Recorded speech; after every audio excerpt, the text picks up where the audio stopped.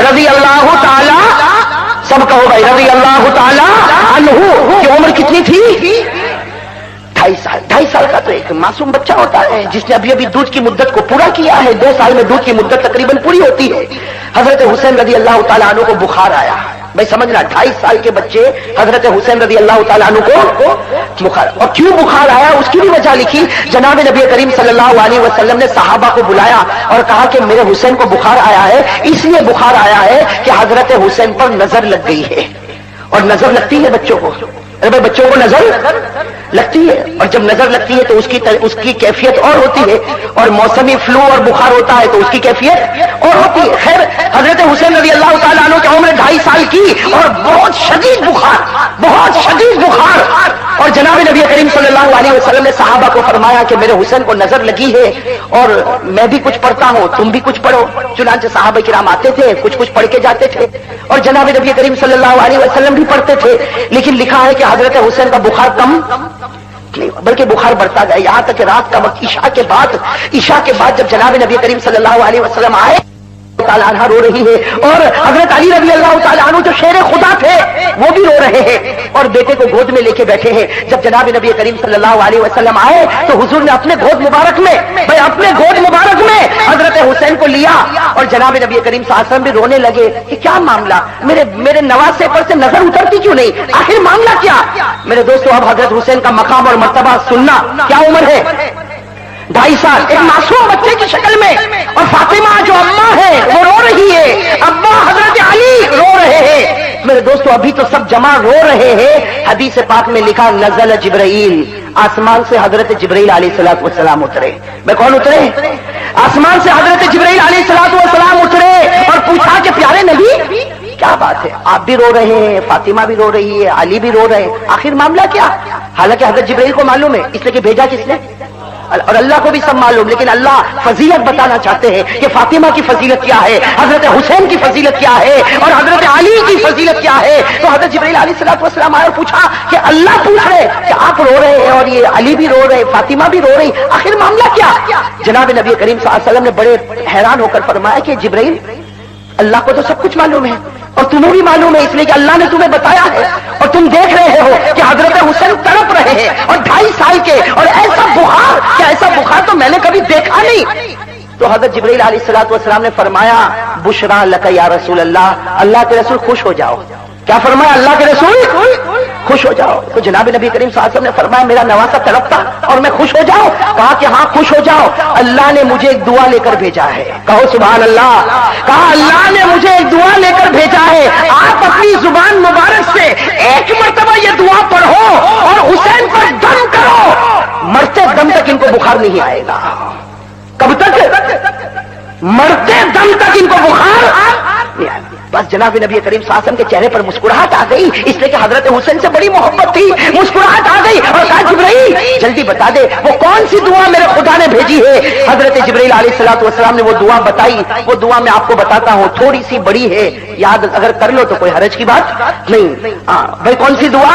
یہ کون بتا رہے ہیں؟ حضرت جبرائیل علیہ السلام، اور حضرت جبرائیل کو کس نے بتایا؟ اللہ تعالیٰ نے، اور حضرت جبرائیل نے فرمایا ایک مرتبہ نبی اپنی مبارک زبان سے پڑھ لو اور حسین پر دم کر دو، مرتے دم تک بخار ان کے قریب بھی آنے والا نہیں۔ بھائی وہ کون سی دعا؟ وہ دعا اس طرح شروع ہوتی ہے اللہم ذا السلطان العظیم۔ یہ حضرت جبرائیل نے کہا کہ پیارے نبی یہ دعا پڑھو، پوری دعا میں آپ کو بتاتا ہوں، اللہم ذا السلطان العظیم والمن القدیم ذا الوجہ الکریم ولی الکلمات التامات والدعوات المستجابات عافی الحسین من اعین الجن وانفس العین من انفس الجن ومن اعین الانس۔ بھئی یہ دعا بتائیے، بھئی یہ دعا بتائے، اور کیا فرمایا؟ فرمایا کہ ایک مرتبہ، کتنی مرتبہ؟ ایک مرتبہ پڑھ لو میرے دوستو. اب سننا, روایت میں لکھا کہ جناب نبی کریم صلی اللہ علیہ وسلم نے اس دعا کو جلدی سے لیا. بھائی تھوڑی بڑی دعا, ہمارے پیارے نبی صلی اللہ علیہ وسلم نے جلدی سے اس دعا کو پڑھا. ہمارے نبی فرماتے, سننا, ہمارے نبی فرماتے ہیں کہ دعا پوری ہوئی اور میں نے دیکھا کہ حضرت حسین کا بخار بالکل ختم ہو چکا. بھائی حضرت حسین جو 2.5 سال کے بخار بالکل ختم ہو گیا اور چہرے پر وہ مسکراہٹ کہ جناب نبی کریم صلی اللہ علیہ وسلم فرماتے ایسی مسکراہٹ تو میں نے کبھی نہیں دیکھی تھی. چہرے پر مسکراہٹ, کن کے چہرے پر مسکراہٹ؟ حضرت حسین رضی اللہ تعالیٰ. اور پھر ہمارے نبی صلی اللہ علیہ وسلم نے کیا فرمایا؟ اس ذات کی قسم جس کے قبضے میں میری جان ہے, اس دعا میں اتنی طاقت ہے, اس دعا میں اتنا پاور ہے کہ کوئی بھی بڑا اپنے چھوٹے بیٹے پر پڑھے گا اللہ اس کو بخار سے نجات دلا دے گا. تم کو مجھ سے دشمنی, میرے بچے سے تو دشمنی نہیں, مجھے پانی نہیں دیتے ہو, ان کو تو پانی دے دو. بس حضرت حسین کی آواز چلی, سامنے سے تیر آیا اور سیدھے بیٹے کے دماغ پر لگا. میرے دوستوں وہ بیٹے کے دماغ پر تیر لگا, خون کا پھوارا بہنے لگا اور حضرت حسین کے ہاتھ میں وہ بیٹے نے دم توڑ دیا. میرے دوستوں کون باپ ہوگا, کون باپ ہوگا؟ ابھی بڑے بیٹے کے 3 ٹکڑے اور چھوٹا بیٹا گود میں. بھائی دونوں کا انتقال ہو گیا, ارے ہو گیا کہ نہیں ہو گیا؟ میرے دوستو کیا ہو رہا تھا زمین پر؟ کہو نا کیا ہو رہا تھا؟ اس گناہ کو روکنے کے لیے حضرت حسین نے 2 بیٹے کی شہادت دی. کہو نا, ایک گناہ کو روکنے کے لیے, زنا, چوری, شراب روکنے کے لیے حضرت حسین نے 2 بیٹے کی قربانی دی. میرے دوستو کوئی معمولی نہیں. اور پھر کیا کیا؟ جب دونوں بیٹے شہید ہو گئے حضرت حسین خیمے میں گئے. اللہ اکبر, بھائی سب کہو اللہ اکبر. حضرت حسین خیمے میں گئے. میرے دوستو حضرت حسین نے جو تلوار لی وہ کون سی تلوار تھی؟ وہ تلوار تھی جو ان کے ابا حضرت علی نے ان کو پریزنٹ کے طور پر دی تھی. بھائی وہ تلوار ہاتھ میں دی اور حضرت حسین نے روتے روتے چادر اوڑی. وہ چادر تھی جو کسی زمانے میں حضرت فاطمہ نے اپنے ہاتھوں سے تیار کیا تھا. اور میرے دوستو حضرت علی, حضرت حسین نے وہ کالا امامہ پہنا جو کالا امامہ آقا محمد الرسول اللہ صلی اللہ علیہ وسلم پہلا کرتے. اور میرے دوستو یہ مرد مجاہد میدان میں اترا. حضرت حسین میدان میں آئے. تاریخ میں مولانا ابوالکلام آزاد لکھتے ہیں ظہر کی نماز کے بعد آئے, اثر تک مقابلہ کرتے رہے. کتنے؟ ایک سامنے اکیلے حضرت حسین, اثر تک مقابلہ, یہاں تک کہ تیروں کی بوچھار سے زخمی ہو گئے اور اثر کا آخری وقت آ گیا. اثر کے لیے نیت باندھی, پہلی رکعت کا سجدہ تھا اور حضرت حسین کو شہید کر دیا گیا. میرے دوستو اسی لیے میں کہتا ہوں حضرت حسین کے میدان کربلا کی داستان یہ ہے کہ شروع ہوتی ہے صبر پر, ختم ہوتی ہے نماز پر. ارے کہو نا سبحان اللہ. حسین کے بدن مبارک میں جو خون دوڑتا تھا وہ حضرت علی کا دوڑتا تھا. بھائی کن کا دوڑتا تھا؟ شیر خدا حضرت علی. بھائی حضرت علی کی بھی بات میں آپ کو بتاؤں گا انشاءاللہ. پھر دوسرا سوال پوچھو کہ حضرت حسین کے بدن میں جو خوراک آئی, جو غذا آئی, وہ کس کی غذا آئی؟ تو کہنا پڑے گا اس عورت کی غذا آئی جس عورت سے بڑھ کر کوئی عورت نہیں ہو سکتی, یعنی آپ کی ماں حضرت فاطمہ رضی اللہ تعالی عنہا. اور یہ پوچھو کہ حضرت حسین کو تعلیم کس نے دی؟ حضرت حسین رضی اللہ تعالیٰ عنہ کو قرآن کس نے پڑھایا؟ حضرت حسین کو حدیث کس نے پڑھائی؟ حضرت حسین کی ترقی کی کون فکر کرتا؟ تو کہنا پڑے گا اس ذات نے فکر کی جس ذات سے بڑھ کر کوئی ذات نہیں, یعنی ہمارے آقا محمد الرسول اللہ صلی اللہ علیہ وسلم. تو جس کی تربیت نبی کرے, جس کے بدن میں خون علی کا ہوئے اور جس کے بدن میں خوراک فاطمہ کی ہوئے, بتاؤ اس بچے سے بڑھ کر کوئی بچہ ہوگا؟ اسی لیے میرے دوستو آپ نے دیکھا ہوگا جمعہ میں جب ایک امام صاحب خطبہ دیتے ہیں تو خطبے میں کیا فرماتے؟ خطبے میں فرماتے سیدہ شباب اہل الجنہ الحسن والحسین رضی اللہ تعالی عنہما. ہمارے نبی نے فرمایا جنت میں جب تمام جمع ہو جائیں گے تو سارے جنت والوں کے سردار 2 ہوں گے. کون؟ حضرت حسن اور حضرت حسین. ایک بچہ جو درمیان میں کھیل رہا تھا, اللہ کے رسول اس بچے کے قریب ہو گئے اور اس بچے کو اپنے سینے سے لگایا. بھائی سمجھنا, ایک بچہ اللہ کے رسول نے اپنے سینے سے لگایا, اس کی پیشانی کو بھی چوما اور اس کے بعد پھر اللہ کے رسول صلی اللہ علیہ وسلم واپس جانے لگے. صحابہ کرام بھی ساتھ میں چلنے لگے. اب صحابہ کرام آپس میں باتیں کرنے لگے, وہ کون بچہ تھا؟ بھائی کون باتیں کر رہے کہ وہ بچہ کون تھا کہ جس کو اللہ کے رسول نے اپنے سینے سے لگایا, پیشانی کو چوما. حالانکہ اتنے سارے بچے تھے لیکن اللہ کے رسول نے تو ایک ہی بچے کو سینے سے لگایا اور پیشانی کو چوما. آخر وہ بچہ کون خوش نصیب ہے کہ جس بچے کو سینہ ملا تو پیارے نبی صلی اللہ علیہ وسلم کا، اور بوسہ ملا پیشانی پر تو جناب نبی کریم صلی اللہ علیہ وسلم کا۔ اب سارے لوگ حیران کہ آخر وہ بچہ ہے کون؟ بھائی وہ بچہ، صحابہ کرام آپس میں باتیں کریں۔ میرے دوستو حدیث پاک میں لکھا کہ صحابہ کرام نے جب آپس میں باتیں کی تو کسی کو نہیں معلوم کہ وہ کس کا بچہ کون بچہ، تو صحابہ کرام نے کہا کہ چلو اللہ کے رسول کو پوچھ لے۔ ایک جگہ منزل آئی، سارے لوگ بیٹھے تھے تو ایک صحابی آگے بڑھے اور کہا کہ اللہ کے رسول ایک بات پوچھوں اگر آپ کو برا نہ لگے؟ جناب نبی کریم صلی اللہ علیہ وسلم نے فرمایا کہ پوچھے۔ تو صحابی نے پوچھا، کیا پوچھا؟ کہ اللہ کے رسول وہ ہم میدان میں گزرے تھے، بہت سے بچے تھے، آپ نے ایک بچے کی پیشانی کو چوما اور اس کو سینے سے لگایا، حالانکہ دوسرے بھی بچے تھے لیکن آپ نے تو ایک ہی کو پیشانی۔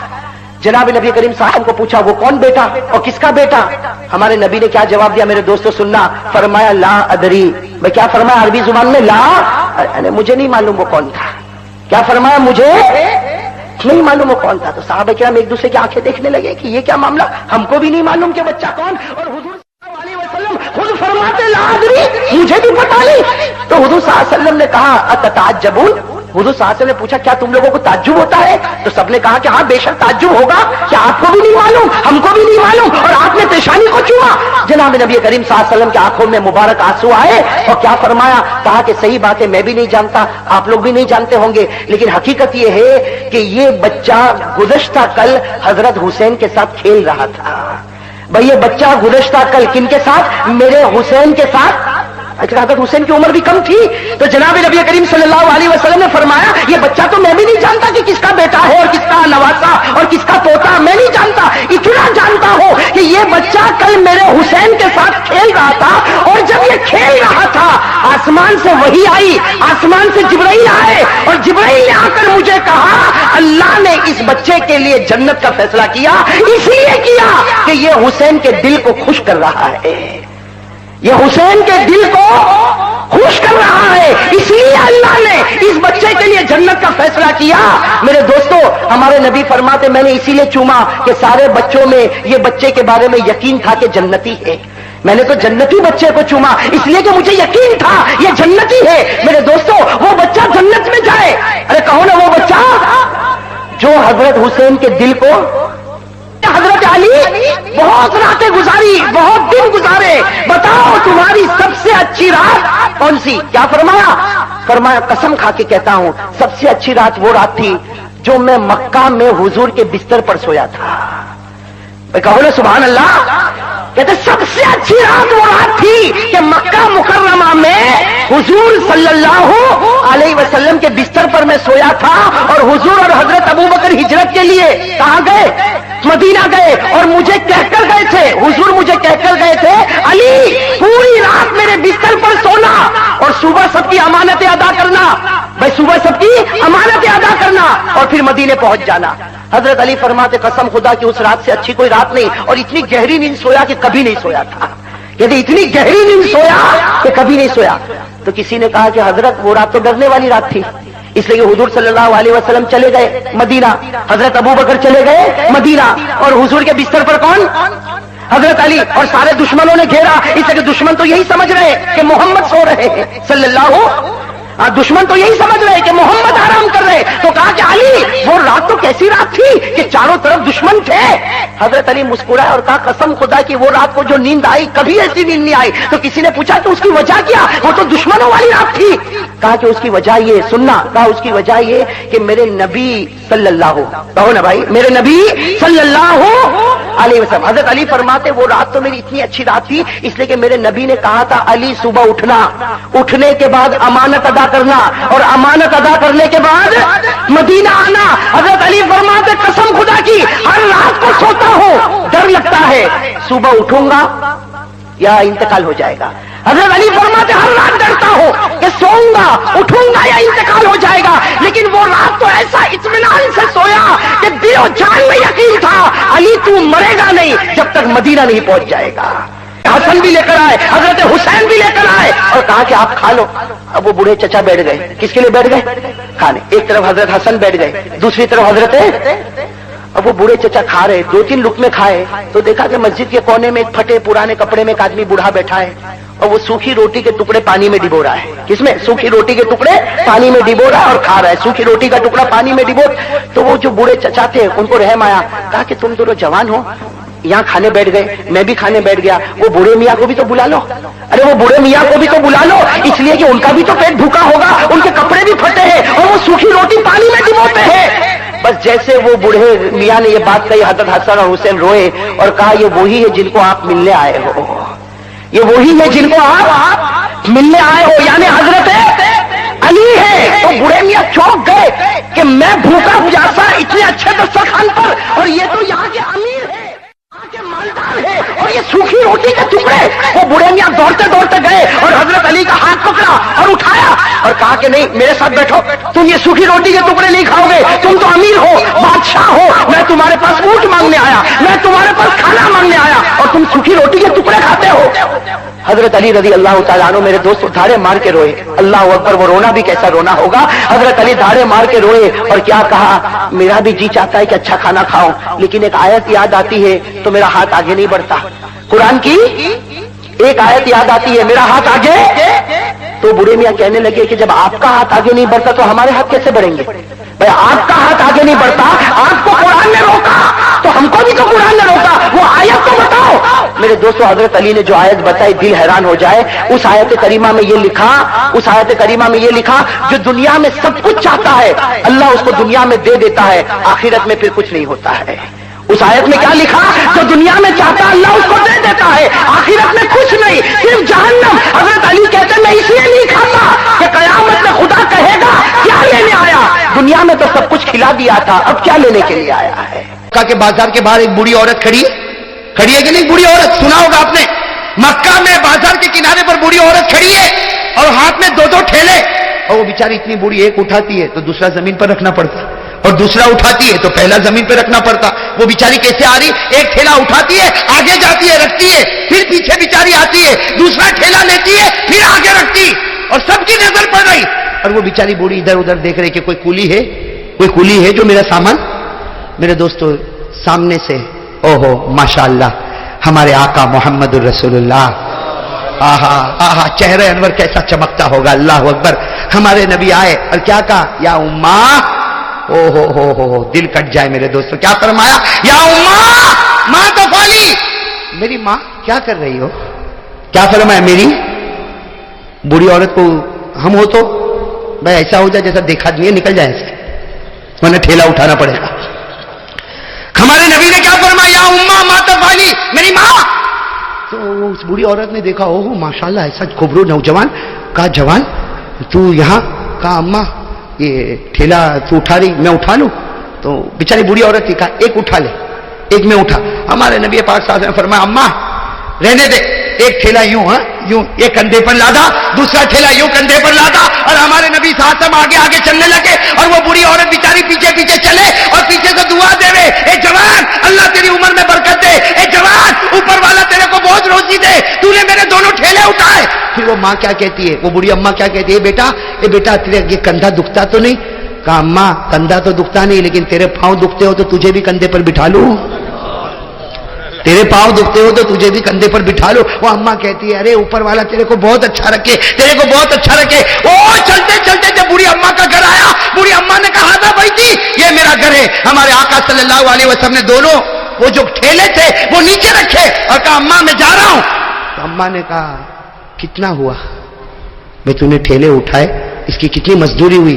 हमारे नबी की आंखों से जो मोती का कतरा गिरा, आंसू नहीं गिरा मोती का, और हमारे नबी ने कहा, मैंने आपको अम्मा कहा, कोई बेटा मां से मजदूरी लेता है?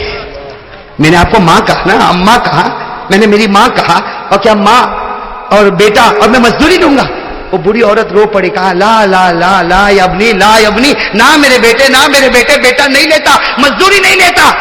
लेकिन बेटा एक वसीयत तो सुन के जा, बूढ़ी माँ मक्के में जमाने से रहती हूँ, एक वसीयत तो सुन के जा। हमारे नबी खड़े हो गए, हाँ अम्मा बता क्या वसीयत है? वो अम्मा ने कहा, बेटा देख मक्के में बहुत जमाने से रहती हूँ, बूढ़ी हो गई हूँ, बाल भी सफेद हो गए। एक मक्का में एक आदमी निकला है मोहम्मद नाम का, मक्का में एक आदमी निकला है मोहम्मद नाम का, उसके जाल में कभी मत फंसना। हाँ वो मियाँ बीवी में भी तोड़ डाल देता है, और बच्चे और बाप में भी तोड़ डाल देता है, और वो जादूगर है, जादूगर। ए बेटा सुन, वो जादूगर है, अरे लोग उसको नजूमी कहते, अरे लोग उसको मजनून कहते, अरे लोग उसको दीवाना कहते, उसके पास कभी मत जाना। हमारे आका के आंखों में जो आंसू आए, रोते रोते फरमाया, हाँ अम्मा तूने जो कहा वैसा ही करूंगा। हम होते तो ला थैला वापस रख के आओ, है ना। हमारे नबी ने फरमाया, हाँ मां तूने जो कहा वही कर, लेकिन जो आंसू आए वो बुरी औरत, तजर्बेकार एक्सपीरियंस औरत थी, उसने फौरन कहा, ए बेटा तू इतना रोता क्यों है? तो कहा अम्मा कोई बात नहीं, तुझे जरूरत पड़े वापस बुला लेना, मैं तैयार हूं। ये कहकर हमारे नबी जाने लगे तो अम्मा ने कहा, ना तुझे ये बुरी औरत का वास्ता, पहले ये बता तू रोता क्यों है, तू रोता क्यों है? हमारे नबी की आंखों में आंसू आए और फरमाया, जिस मोहम्मद से तू रोक रही है अल्लाह ने वो मोहम्मद मुझी को बनाया है। ख्वाजा जमालुद्दीन दाना कौन थे? सूरत में उनका मजार है। अरे कौन है सूरत में उनका? ख्वाजा जमालुद्दीन दाना। ख्वाजा दाना से मशहूर है, स्टेशन का नाम भी ख्वाजा दाना, गली का नाम भी ख्वाजा दाना, लेकिन दिल में ख्वाजा दाना नहीं। ख्वाजा दाना कौन थे मेरे दोस्तों?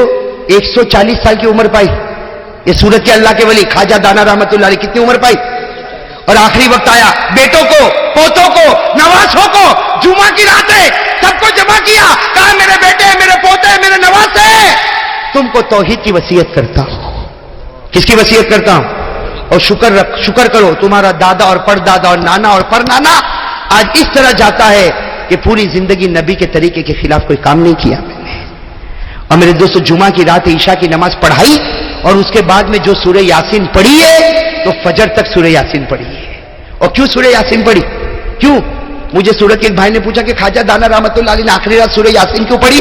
मैंने कहा पढ़ी सूरह यासीन इसलिए पढ़ी कि रूह निकल रही थी और मेरे नबी ने कहा कि पूरा कुरान उठाओ, अगर रूह देखना हो तो सूरह यासीन को देख लो। तो जब ये रूह निकल रही थी तो अल्लाह की रूह कुरान सूरह यासीन वो सामने थी ताकि मेरी रूह कुरान की रूह के साथ मिलकर आसमान की तरफ उठ जाए। ये सब अल्लाह के वली है मेरे दोस्तों। हजरत जुनैद बगदादी, सुना नहीं सुना हजरत जुनैद बगदादी? अरे कहो सुना कि नहीं सुना? हजरत जुनैद बगदादी सुना। हजरत जुनैद बगदादी का पड़ोसी था जाहिल, आखिरी दर्जे का जाहिल। उसका इंतकाल हो गया, उसका इंतकाल हो गया।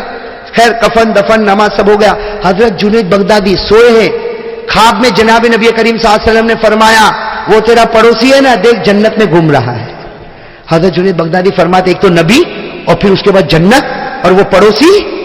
तो हजरत जुनैद बगदादी कहते मैं हैरान हो गया। मैंने नबी को कहे प्यारे नबी, वो तो जाहिल था, जाहिल अनपढ़ था, वो जन्नत में घूम रहा और आप बता रहे? नबी ने फरमाया हाँ वो इसलिए जन्नत में घूम रहा कि एक मर्तबा इसकी बीवी ने खाना पकाया।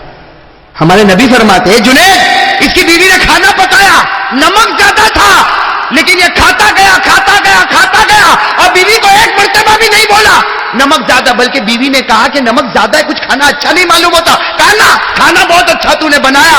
कहते उसने बीवी की उस गलती को माफ किया। अल्लाह ने मुझे कहा जा जुनैद को जाकर कह दे अल्लाह ने उसको जन्नत तक पहुंचा दिया। हजरत जुनैद बगदादी शाही अखाड़े में पहलवान थे, कोई मुकाबला नहीं करता।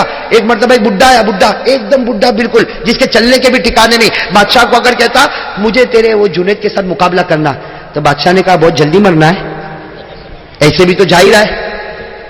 और जुनैद के साथ तूने कहा आपका काम है जुनैद को बुला।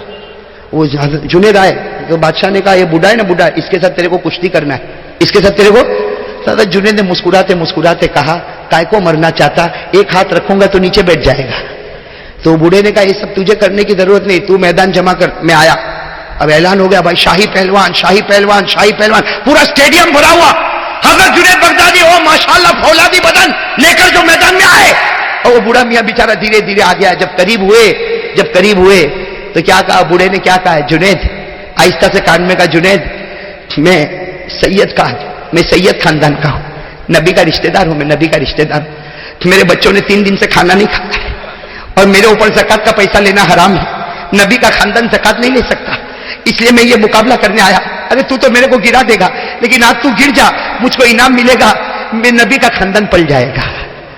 हजरत जुनैद बगदादी ने कहा देख फिर तो मैं सिर्फ थोड़ा नखरे करूंगा। हजरत जुनैद बगदादी ने थोड़ी आवाज निकाली और फिर बूढ़े मियां को कहा मेरे को पकड़ और धक्का दे। उसने धक्का दिया, जुनैद बगदादी गिर गए और वो बूढ़े मियां, और एक सन्नाटा छा गया और सबने कहा वो बूढ़ा मियां जिंदाबाद, वो बूढ़ा मियां जिंदाबाद, बूढ़ा मियां। और बादशाह ने गुस्से होकर कहा जुनैद मेरी नाक कटवाई। एक बूढ़े का मुकाबला नहीं कर सका। जुनैद ने कहा नहीं कर सका, बादशाह सलामत नहीं कर सका, नौकरी पर रखना हो तो रखो, छुड़वाना हो तो छुड़वा दो, लेकिन आइंदा भी अगर इस तरह का बूढ़ा आएगा तो मैं मुकाबला नहीं करूंगा। ये कहकर जुनैद बगदादी चले गए। خواب میں سوئے, جناب نبی کریم صلی اللہ علیہ وسلم خواب میں آئے, فرمایا میرے خاندان والے کی تو نے لاج رکھ لیا, میرے خاندان والے کی تو نے لاج رکھ لیا, دنیا میں تیری عزت کا ڈنکا پٹواؤں گا اور قیامت میں میرے ہاتھ کے ساتھ جنید تیرا ہاتھ ہوگا. نعرہ تکبیر, محمد کا نام.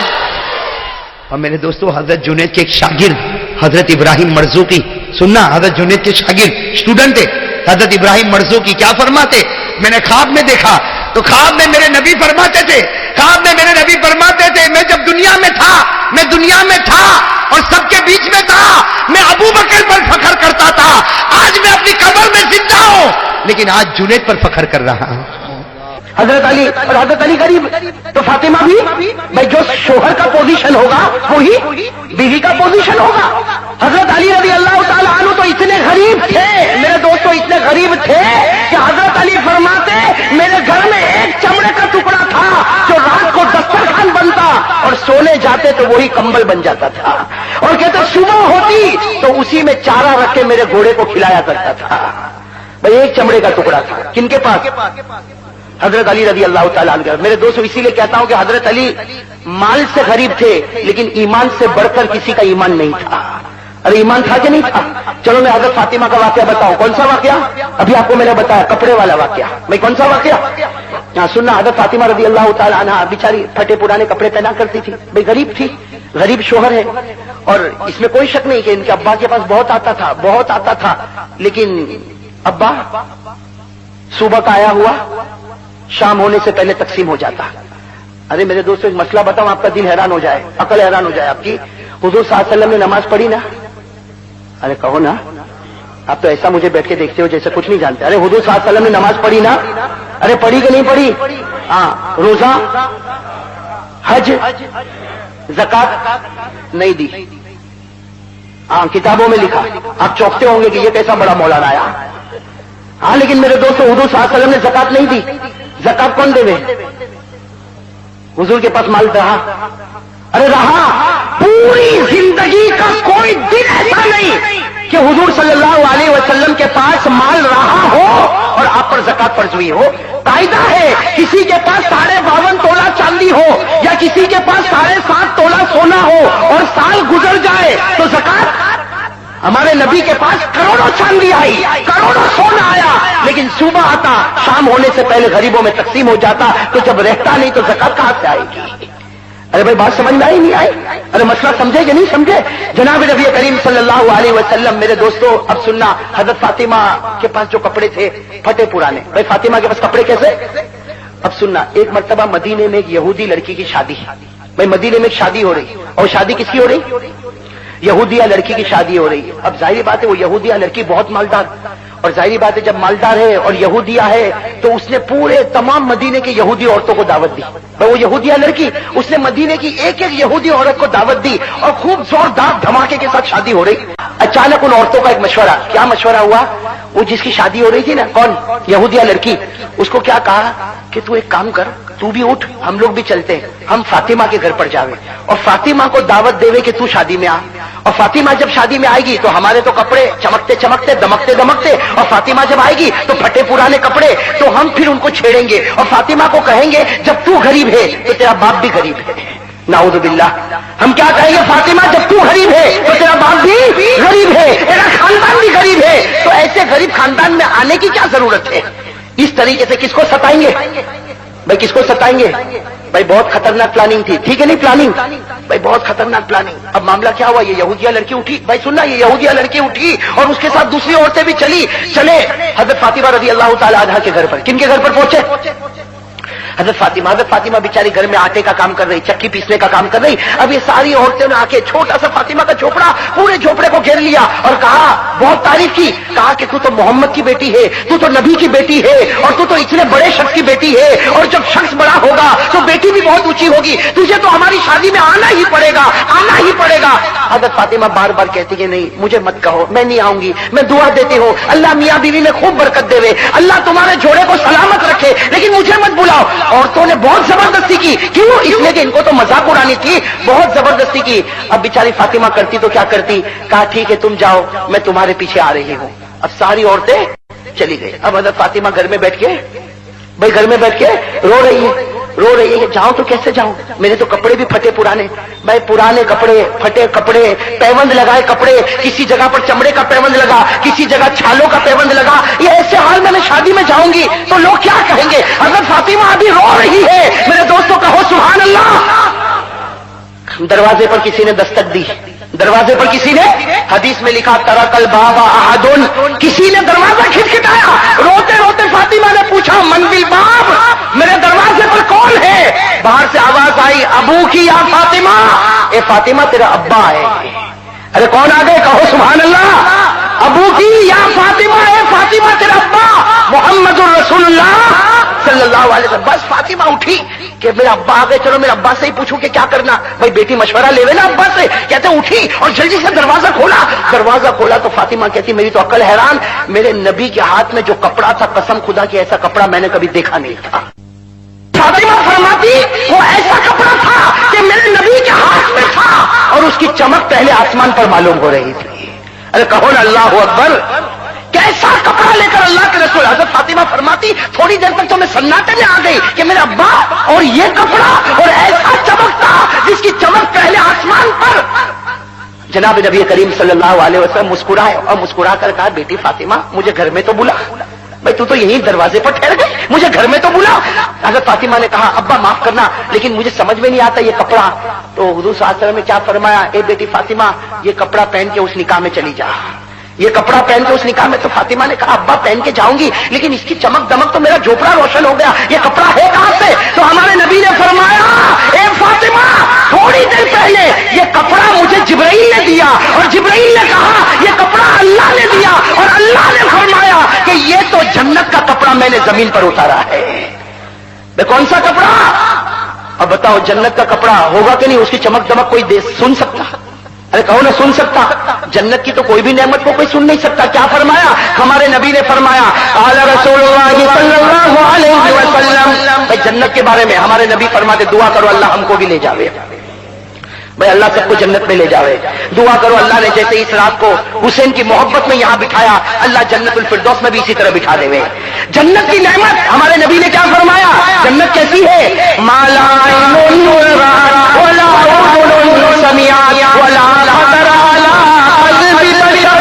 सुभान अल्लाह, साथ में कहो भाई सुभान अल्लाह। जन्नत क्या है, मालाइनुन रात, किसी आंखों ने देखा, जोर से, किसी आंखों ने देखा, वला उज़ुनुन समिआ, किसी कानों ने सुना, वला हमारे नबी ने फरमाया जन्नत वो है किसी दिल ने उसके बारे में सोचा भी नहीं है। अल्लाह अकबर, वो जन्नत का कपड़ा कैसा कपड़ा होगा, पूरा जोपड़ा रोशन। अब हजरत फातिमा ने वो कपड़ा पहना। भाई सुनना, हजरत फातिमा ने वो कपड़ा, वो सारी यहूदी औरतें इंतजार कर रही कि कब आवे के मजाक उड़ावे, कब आवे के मजाक उड़ावे, कब आवे के मजाक उड़ावे। उनको क्या मालूम जमीन पर तुम प्लानिंग करते हो, आसमान पर अल्लाह प्लानिंग करता है। मैं तो सबको कहना चाहता हूं जो जमीन पर मुसलमानों के खिलाफ प्लानिंग करते हैं, तेरी प्लानिंग 2-4 दिन की होगी, तू जमीन पर करता, ऊपर वाले की प्लानिंग का कोई मुकाबला नहीं। क्या कहा कुरान ने, कहा कुरान कहता इन्नल मुनाफिकीना युखादिऊन अल्लाह व हुवा खादिउहुम। और एक जगह अल्लाह क्या कहते हैं, व यमकुरून व यमकुरुल्लाह वल्लाहु खैरुल माकिरीन। अल्लाह कहता तुम जमीन पर प्लानिंग करो, तुम्हारी अकल तुम्हारी तरह और मैं प्लानिंग करूंगा। और अल्लाह की जात इतनी बुलंद, तो अल्लाह की समझ और अल्लाह तबारक व तआला का फैसला, भाई अल्लाह के फैसले से कम कोई फैसला हो सकता, अल्लाह का फैसला सबसे ऊंचा फैसला। तो मेरे दोस्तों अब वो यहूदी औरतें इंतजार कर रही, अभी फातिमा आवे, अभी फातिमा आवे के मजाक उड़ावे। अचानक उन औरतों ने देखा कुछ रास्ते चमक रहे। भाई रास्ते क्या हो रहे, तो सब औरतों को बुलाया कि भाई ये शादी है, शादी के सारी चमक तो अंदर है, ये बाहर क्यों चमक रहा। भाई दाईं तरफ का रास्ता चमक रहा, ये चमक रहा, ये चमक रहा। थोड़ी देर में देखा कि फातिमा आ रही, उनके कपड़े की वजह से जमीन चमक रही है, उनके कपड़े की वजह से जमीन चमक रही। और फातिमा आगे बढ़ती गई और चमक दमक और खुशबू ऐसी बढ़ती गई कि सारी औरतें हैरान। और औरतों में वैसे भी कपड़े की लालच होती है, अरे होती कि नहीं होती, इसका 3000 का तो मेरा 4000 का, इसका 4000 का तो मेरा 5000 का। मेरे दोस्तों कपड़े के पीछे शोहर का सत्यानाश निकल जाता है। ارے ہوتا کہ نہیں ہوتا؟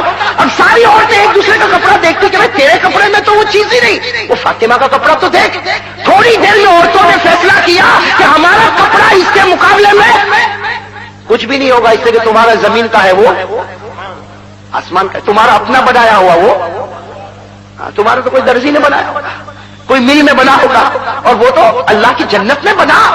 اب حضرت فاطمہ جب آئی آ کر بیٹھ گئے حضرت فاطمہ، تو حضرت فاطمہ نے دیکھی کہ کوئی بات کرنے کو تیار نہیں، ارے کوئی بات کرنے کو تیار نہیں، سب کپڑے کو دیکھ رہے ہیں کہ یہ دنیا کی مارکیٹ میں تو مل ہی نہیں سکتا، یہ کپڑا دنیا کی مارکیٹ میں مل ہی نہیں سکتا، پتا یہ کپڑا کہاں سے آیا؟ دنیا کے بڑے سے بڑا ہیرا لگاؤ لیکن کپڑا چمکے گا، زمین تو نہیں چمکے گی بھائی، زمین تو نہیں چمکے گی، یہ آیا کہاں سے؟ اس لیے میرے دوستوں دیکھا ہوگا ہر کپڑے والا ٹیوب لائٹ کھولی رکھتا ہے، دن دہاڑے ٹیوب لائٹ کھولی، بل آئے تو آئے لیکن کپڑا چمکنا چاہیے تو ہی لے گا، ہے نا؟ ایسا ہوتا کہ نہیں ہوتا؟ تو لوگوں نے کہا کہ فاطمہ اگر ہیرے کا بھی کپڑا ہوتا تو کپڑا چمکتا، تو زمین چمکا رہی. حضرت فاطمہ کے آنکھوں میں آنسو آئے، کہا کہ یہ کپڑا میرا ابا لے کر آئے. کیا فرمایا؟ کہو سبحان اللہ. کہا میرا ابا لے کر آئے، اور میرا ابا نے جبرائیل کے پاس سے لیا، اور جبرائیل نے اللہ کے پاس سے لیا، اور اللہ نے کہا یہ جنت کا جوڑا ہے. بس حضرت فاطمہ نے یہ کہا، ساری عورتوں کے دل بھائی کس انداز سے کہا، ساری عورتوں نے کہا ابا کو پوچھو نا یہ کپڑا ہم کو مل سکتا ہے یا نہیں مل سکتا؟ ابا کو پوچھو نا یہ کپڑا جسے زمین چمکے یہ مل سکتا ہے یا نہیں مل سکتا؟ تو فاطمہ نے کہا کہ ہاں ملے گا، ایک بار کلمہ پڑھ لو، دنیا میں نہیں تو خدا جنت میں کپڑا ضرور دے دے گا. فاطمہ کا کہنا تھا کہ جتنی عورتیں سب نے کہا کلمہ پڑھا دے، فاطمہ نے پڑھایا اور سب نے پڑھا، اشہد ان لا الہ الا اللہ وان محمد رسول اللہ. میرے دوستو ابھی تو کلمہ پڑھتے ہیں کہ دیکھا کہ دور سے ہمارے پیارے نبی آ رہے اور نبی فرما رہے اے عورتوں خوش ہو جاؤ، اللہ نے تم سب کے لیے جنت. مشاطہ نام کی جو عورت تھی یہ فرعون کے دربار میں کام کرتی تھی. فرعون تو دشمن تھا، یہ فرعون کے دربار میں کام کرتی، اور اس کا کام کیا تھا کہ فرعون کے دربار میں جتنی لڑکیاں اور فرعون کے دربار میں جتنی عورتیں سب کے بال بنانے کا کام اس کے ذمہ رکھا گیا. یہ عورت کا کام ہی یہ تھا کہ شاہی دربار کی جتنی عورتیں ہو، شاہی دربار کی جتنی لڑکیاں ہو، سب کے بال بنانا یہ اس عورت کا کام، یہ مشاطہ کا کام تھا. اب ایک مرتبہ یہی عورت جن کا نام ہم نے بتایا حضرت مشاطہ، یہ فرعون کی بڑی لڑکی کا بال بنا رہی. میں کس کا بال بنا رہی؟ فرعون کی بڑی لڑکی کا بال بنا رہی. بال بناتے بناتے اس کے ہاتھ سے وہ کنگھی چھوٹ گئی. جو کنگھی ہاتھ میں ہوتی نا وہ کنگھی چھوٹ گئی. آپ کو معلوم ہوگا ہمارے ہاتھ سے کوئی چیز چھوٹ جاتی تو ہم کہتے ہائے اللہ، ہماری زبان سے کیا نکلتا؟ اے اللہ. تو اسی طریقے سے اس کے ہاتھ سے وہ کنگھی چھوٹی تو اس عورت کی زبان سے نکلا یا رب موسیٰ، اے موسیٰ کے پروردگار. کیا نکلا؟ اے موسیٰ کے پروردگار، اے موسیٰ کا رب. بس یہ زبان سے نکلا. وہ لڑکی تو فرعون کی لڑکی بیٹھی تھی، فوراً پیچھے مڑی اور کہا کہ تو نے کیا کہا؟ تو حضرت مشاطہ نے کہا کہ میں نے کہا اے موسیٰ کا رب. تو لڑکی بگڑ گئی، کہا کہ رب تو میرا باپ ہے، میں فرعون خدا ہے، میں فرعون. اور اللہ کا بھی ایک عجیب و دستور، سارے لوگوں کی عمریں کم ہوتی ہیں، بھائی سارے لوگوں کی عمریں کم ہوتی ہے، لیکن فرعون کو اللہ نے 400 سال تک دنیا میں رکھا. میں بہت لمبی عمر ملی فرعون کو. کتنے سال کی؟ ہاں ایک بات سمجھنا، جب بات آئی تو بات بتا دوں کہ انسانوں کی عمر بہت کم ہوتی ہے. بھائی ہماری عمر، ہمارے نبی نے فرمایا اعمار امتی ما بین 60 و 70. ہمارے نبی صلی اللہ علیہ وسلم نے فرمایا کہ میرے امت جتنے ہیں ان کی عمر 60 اور 70 کے درمیان. کتنی فرمایا؟ 60 اور کچھ ایسے ہوں گے جو 70 کے اوپر بھی جائیں گے، لیکن اکثر کے بارے میں ہمارے نبی نے فرمایا ان کی عمر 60 ہوگی یا زیادہ سے زیادہ 70. تو انسانوں کی عمر کم ہوتی. میں انسانوں کی عمر، فرعون بھی انسان تھا لیکن اللہ نے اس کی عمر کتنی رکھی تھی؟ 400 سال. ہاں جناتوں کی عمر بہت لمبی ہوتی ہے. میں جناتوں کی عمر، لیکن اب جنات کے بارے میں کچھ کہوں گا تو آپ کہو گے بھائی بڑی رات کو بھی ڈرانے والی بات ہے. جنات سے ہم ڈرتے، وہی تعجب ہے کہ بھائی ڈرتا کیوں آخر تو جنات سے؟ ارے بھائی ڈرتے نا، ہمیں انکار نہیں کرتا دنیا میں جنات ہے. بھائی دنیا میں جنات اور ماننا پڑے گا، جو نہیں مانے گا ایمان سے نکل جائے گا. اس لیے پورے قرآن کریم میں جناتوں کو جیسے انسانوں کو خطاب ہوا جناتوں کو بھی خطاب ہوا. بلکہ پارہ نمبر 29 میں سورت اتری جس سورت کا نام ہے سورت الجن. تو جنات ہے، جناتوں کی عمر بہت لمبی ہوتی ہے. بھائی ایک واقعہ سناؤ جنات کا. آپ گھر جا کے ڈرو گے تو نہیں نا، تو وہ الگ بات ہے کہ معلوم نہیں ہم لوگ جناتوں سے بہت ڈرتے. बहुत डरते मौलाना, कहते मैं अकेला सोया तो कभी दरवाजा बंद होता, कभी दरवाजा खुलता, कभी लाइट जली, कभी लाइट बंद हो गई। अरे पर उसमें डरने की क्या बात है? अल्लाह ने तुझे पहले नंबर पर रखा, उसको तीसरे नंबर पर रखा। भाई जिन्नात तीसरे नंबर पर और हम, हाँ, अल्लाह ने 18,000 मखलूक को पैदा फरमाया, कितनी? 18,000। और इंसान को कौन से नंबर पर? एक। और जिन्नात को? तो 3 वाला पहले को डरा रहा है। अजीब बात ना, 3 वाला, और कैसा डरा था, अजीब डरा था, अजीब डरा था। हमारी माँ बहनें भी कहेगी, हमारा भाई भी कहेगा, मौलाना इतनी गहरी नींद सोया था, मालूम नहीं रात को चादर खींचने लगा। मैंने कहा भाई जिन्नात को तेरे से मोहब्बत हो गई तो चादर खींचता। भाई जिन्नातों की उम्र बहुत लंबी होती। मुल्ला अली कारी रहमतुल्लाह अलैह एक बहुत बड़े अल्लाह के वली गुजरे हैं। मुल्ला अली कारी रहमतुल्लाह अलैह बहुत बड़े अल्लाह के वली गुजरे और हदीस के इमाम थे। हदीस के इमाम थे। उन्होंने अपनी किताब मिरकात, उनकी किताब का नाम मिरकात है, उस किताब में उन्होंने लिखा कि मैं काबतुल्लाह का तवाफ कर रहा था। तो उन्होंने लिखा कि मैं काबतुल्लाह का तवाफ कर रहा था तो मेरे आगे आगे बूढ़ा, लंबा चौड़ा बूढ़ा, वो भी तवाफ कर रहा था। मुल्ला अली कारी तो अल्लाह के वली थे। कहते मैं पहचान गया ये इंसान नहीं, ये जिन है, ये इंस नहीं, ये जिन है। मुल्ला अली कारी फरमाते मैं तवाफ में थोड़ा आगे बढ़ा और मैंने मुलाकात की, और मुलाकात करके मैंने पूछा अंत मिनल जिन, क्या तुम्हारा ताल्लुक जिन्नातों से है? तो कहते वो लंबे चौड़े बूढ़े मियाँ ने कहा कि हाँ मेरा ताल्लुक किससे है? जिन्नात से। मैं इंसान नहीं हूँ, मैं जिन हूँ। तो मुल्ला अली कारी फरमाते मैंने बहुत सारी बातें की, वो किताबों में लिखा। इस वक्त में वो बातें मैं नहीं करता कि क्या क्या सवाल किए, क्या क्या जवाब दिए, लेकिन आखिर में मुल्ला अली कारी रहमतुल्लाह अलैह ने उस जिन से पूछा कि तेरी उम्र कितनी है? तो वो बूढ़े मियाँ जो जिन थे उन्होंने कहा मुझे नहीं मालूम मेरी उम्र कितनी है, लेकिन इतना जरूर है कि इसी काबतुल्लाह का तवाफ मैंने हजरत ईसा के साथ भी किया है। भाई हजरत ईसा का जमाना, उसके बाद 500 साल के बाद हमारे नबी का जमाना, और नबी के जमाने के बाद सहाबा का जमाना, और सहाबा के बाद ताबीन का जमाना, और उसके बाद फिर अभी मुल्ला अली कारी का जमाना। तो मेरे दोस्तों बताओ जिन्नातों की उम्र कितनी लंबी होगी? हाँ, तो खैर बात क्या चल रही थी? बात ये चल रही थी कि वो फिरौन के दरबार में, वो कौन अल्लाह की वलिया औरत थी? मुशाता। मुशाता, हजरत मुशाता, वो फिरौन की बड़ी लड़की का बाल बनाने का काम करती थी। कब बाल बनाते बनाते कंघी गिर गई तो उसकी जुबान से निकला या रब्ब मूसा, ए मूसा के परवरदिगार।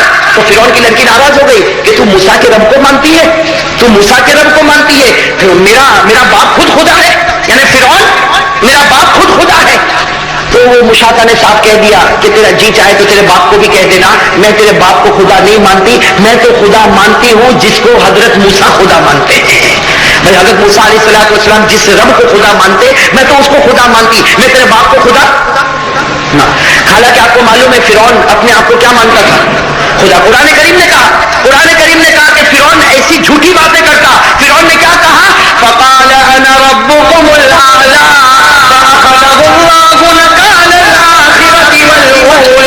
कुरान करीम ने बताया कि फिरौन दावा करता था कि मैं खुदा हूं, मैं खिलाता, मैं पिलाता, मैं पहनाता। फिरौन का यह दावा था और पूरी रियाया मानती थी कि खुदा कौन है? फिरौन। अब ये मुशाता ने तो कह दिया कि तेरे बाप को कह दे, तेरे बाप को कह दे, जिसको कहना है कह दे, मैं तेरे बाप को खुदा नहीं मानती, मैं तो किसको खुदा मानती हूँ? अल्लाह को। जो मूसा जिसको खुदा माने उसी को मैं खुदा मानती। बस वो बड़ी बेटी थी, जाकर शिकायत पहुंचा दी। किसको शिकायत पहुंचाई? फिरौन को। अब मेरे दोस्तों सुनना, जैसे फिरौन को शिकायत मिली, फिरौन ने इस औरत को बुलाया, अपने दरबार में बुलाया, बहुत समझाया और कहा कि 24 घंटे की मोहलत देता हूं, 24 घंटे के अंदर फैसला कर ले कि तू मुझे खुदा मानती है या मूसा के रब को खुदा मानती है। अगर तू मुझे खुदा मानती है तो ठीक है, मैं तुझे अपने दरबार में रखूंगा, लेकिन अगर तू मूसा के रब को खुदा मानती है तो याद रखना मैं ऐसी सजा दूंगा कि ऐसी सजा के बारे में तूने कभी सोचा भी नहीं होगा।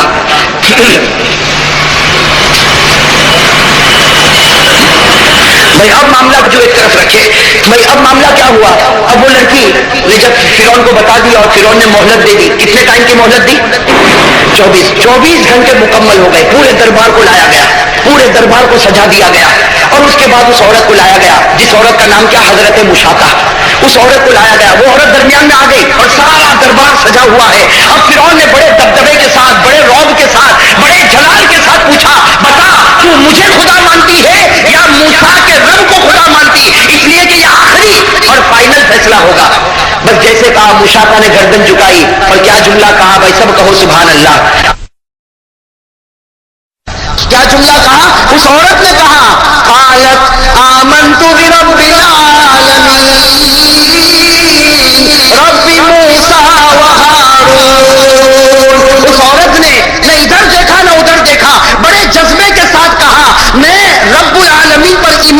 لائی, میں موسیٰ اور ہارون کے رب پر ایمان لائی, اور جب میں نے ایک مرتبہ اس پروردگار پر ایمان قبول کیا, اب تو مار بھی دے لیکن تجھے خدا کبھی نہیں مان سکتی.